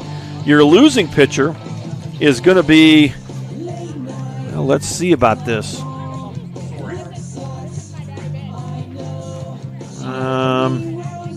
They scored let's see who they scored a 1, 2, 3. It's 4. I guess it's going to be Jackson Sorey, the loser. Is that right? Jackson Sorey will take the loss, and it looks like he's dropping to 0-1 on the year. So Sorey will take the loss on the mound for Southern Arkansas, and Arredondo will get the win. He'll go to 2-1. So let's go back and recap this one. The UT Tyler jumped out 2-0 in the first inning. RBI double for Schmidt and an RBI double for Bryce Jewell. After one, it was 2-0. Nobody scores in the second, and the Mule Riders would come back with a single run in the third on a sac fly by Woolbright. And then in the fourth inning, they would get a base hit by Trace Shoup to tie the game 2-2 at the end of 4 innings. Patriots would score 3 runs in the 5th inning, and you had a sac fly by Caston Mason in that inning. As part of the rally, you had a couple of base hits as well, and it was 5-2 Patriots. Well, the Mule Riders would come back in the top of the 7th and score 4 runs. The big blow was a 3-run homer off the bat of Brandon Nickel, the shortstop, and they had the lead at that point, 6-5. Patriots would tie the game on a solo home run by Brock Bearden with 2 outs in the 7th. He hit one to the deepest part of the ballpark at 108 miles an hour, 402 feet straightaway center field. We were tied at 6. In the bottom of the 8th, the Patriots got all kinds of help. In that 8th inning, the inning would start with a leadoff walk to Connor Clark, and that would be a foreshadowing of things to come. An error by the third baseman Woolbright on a double play feed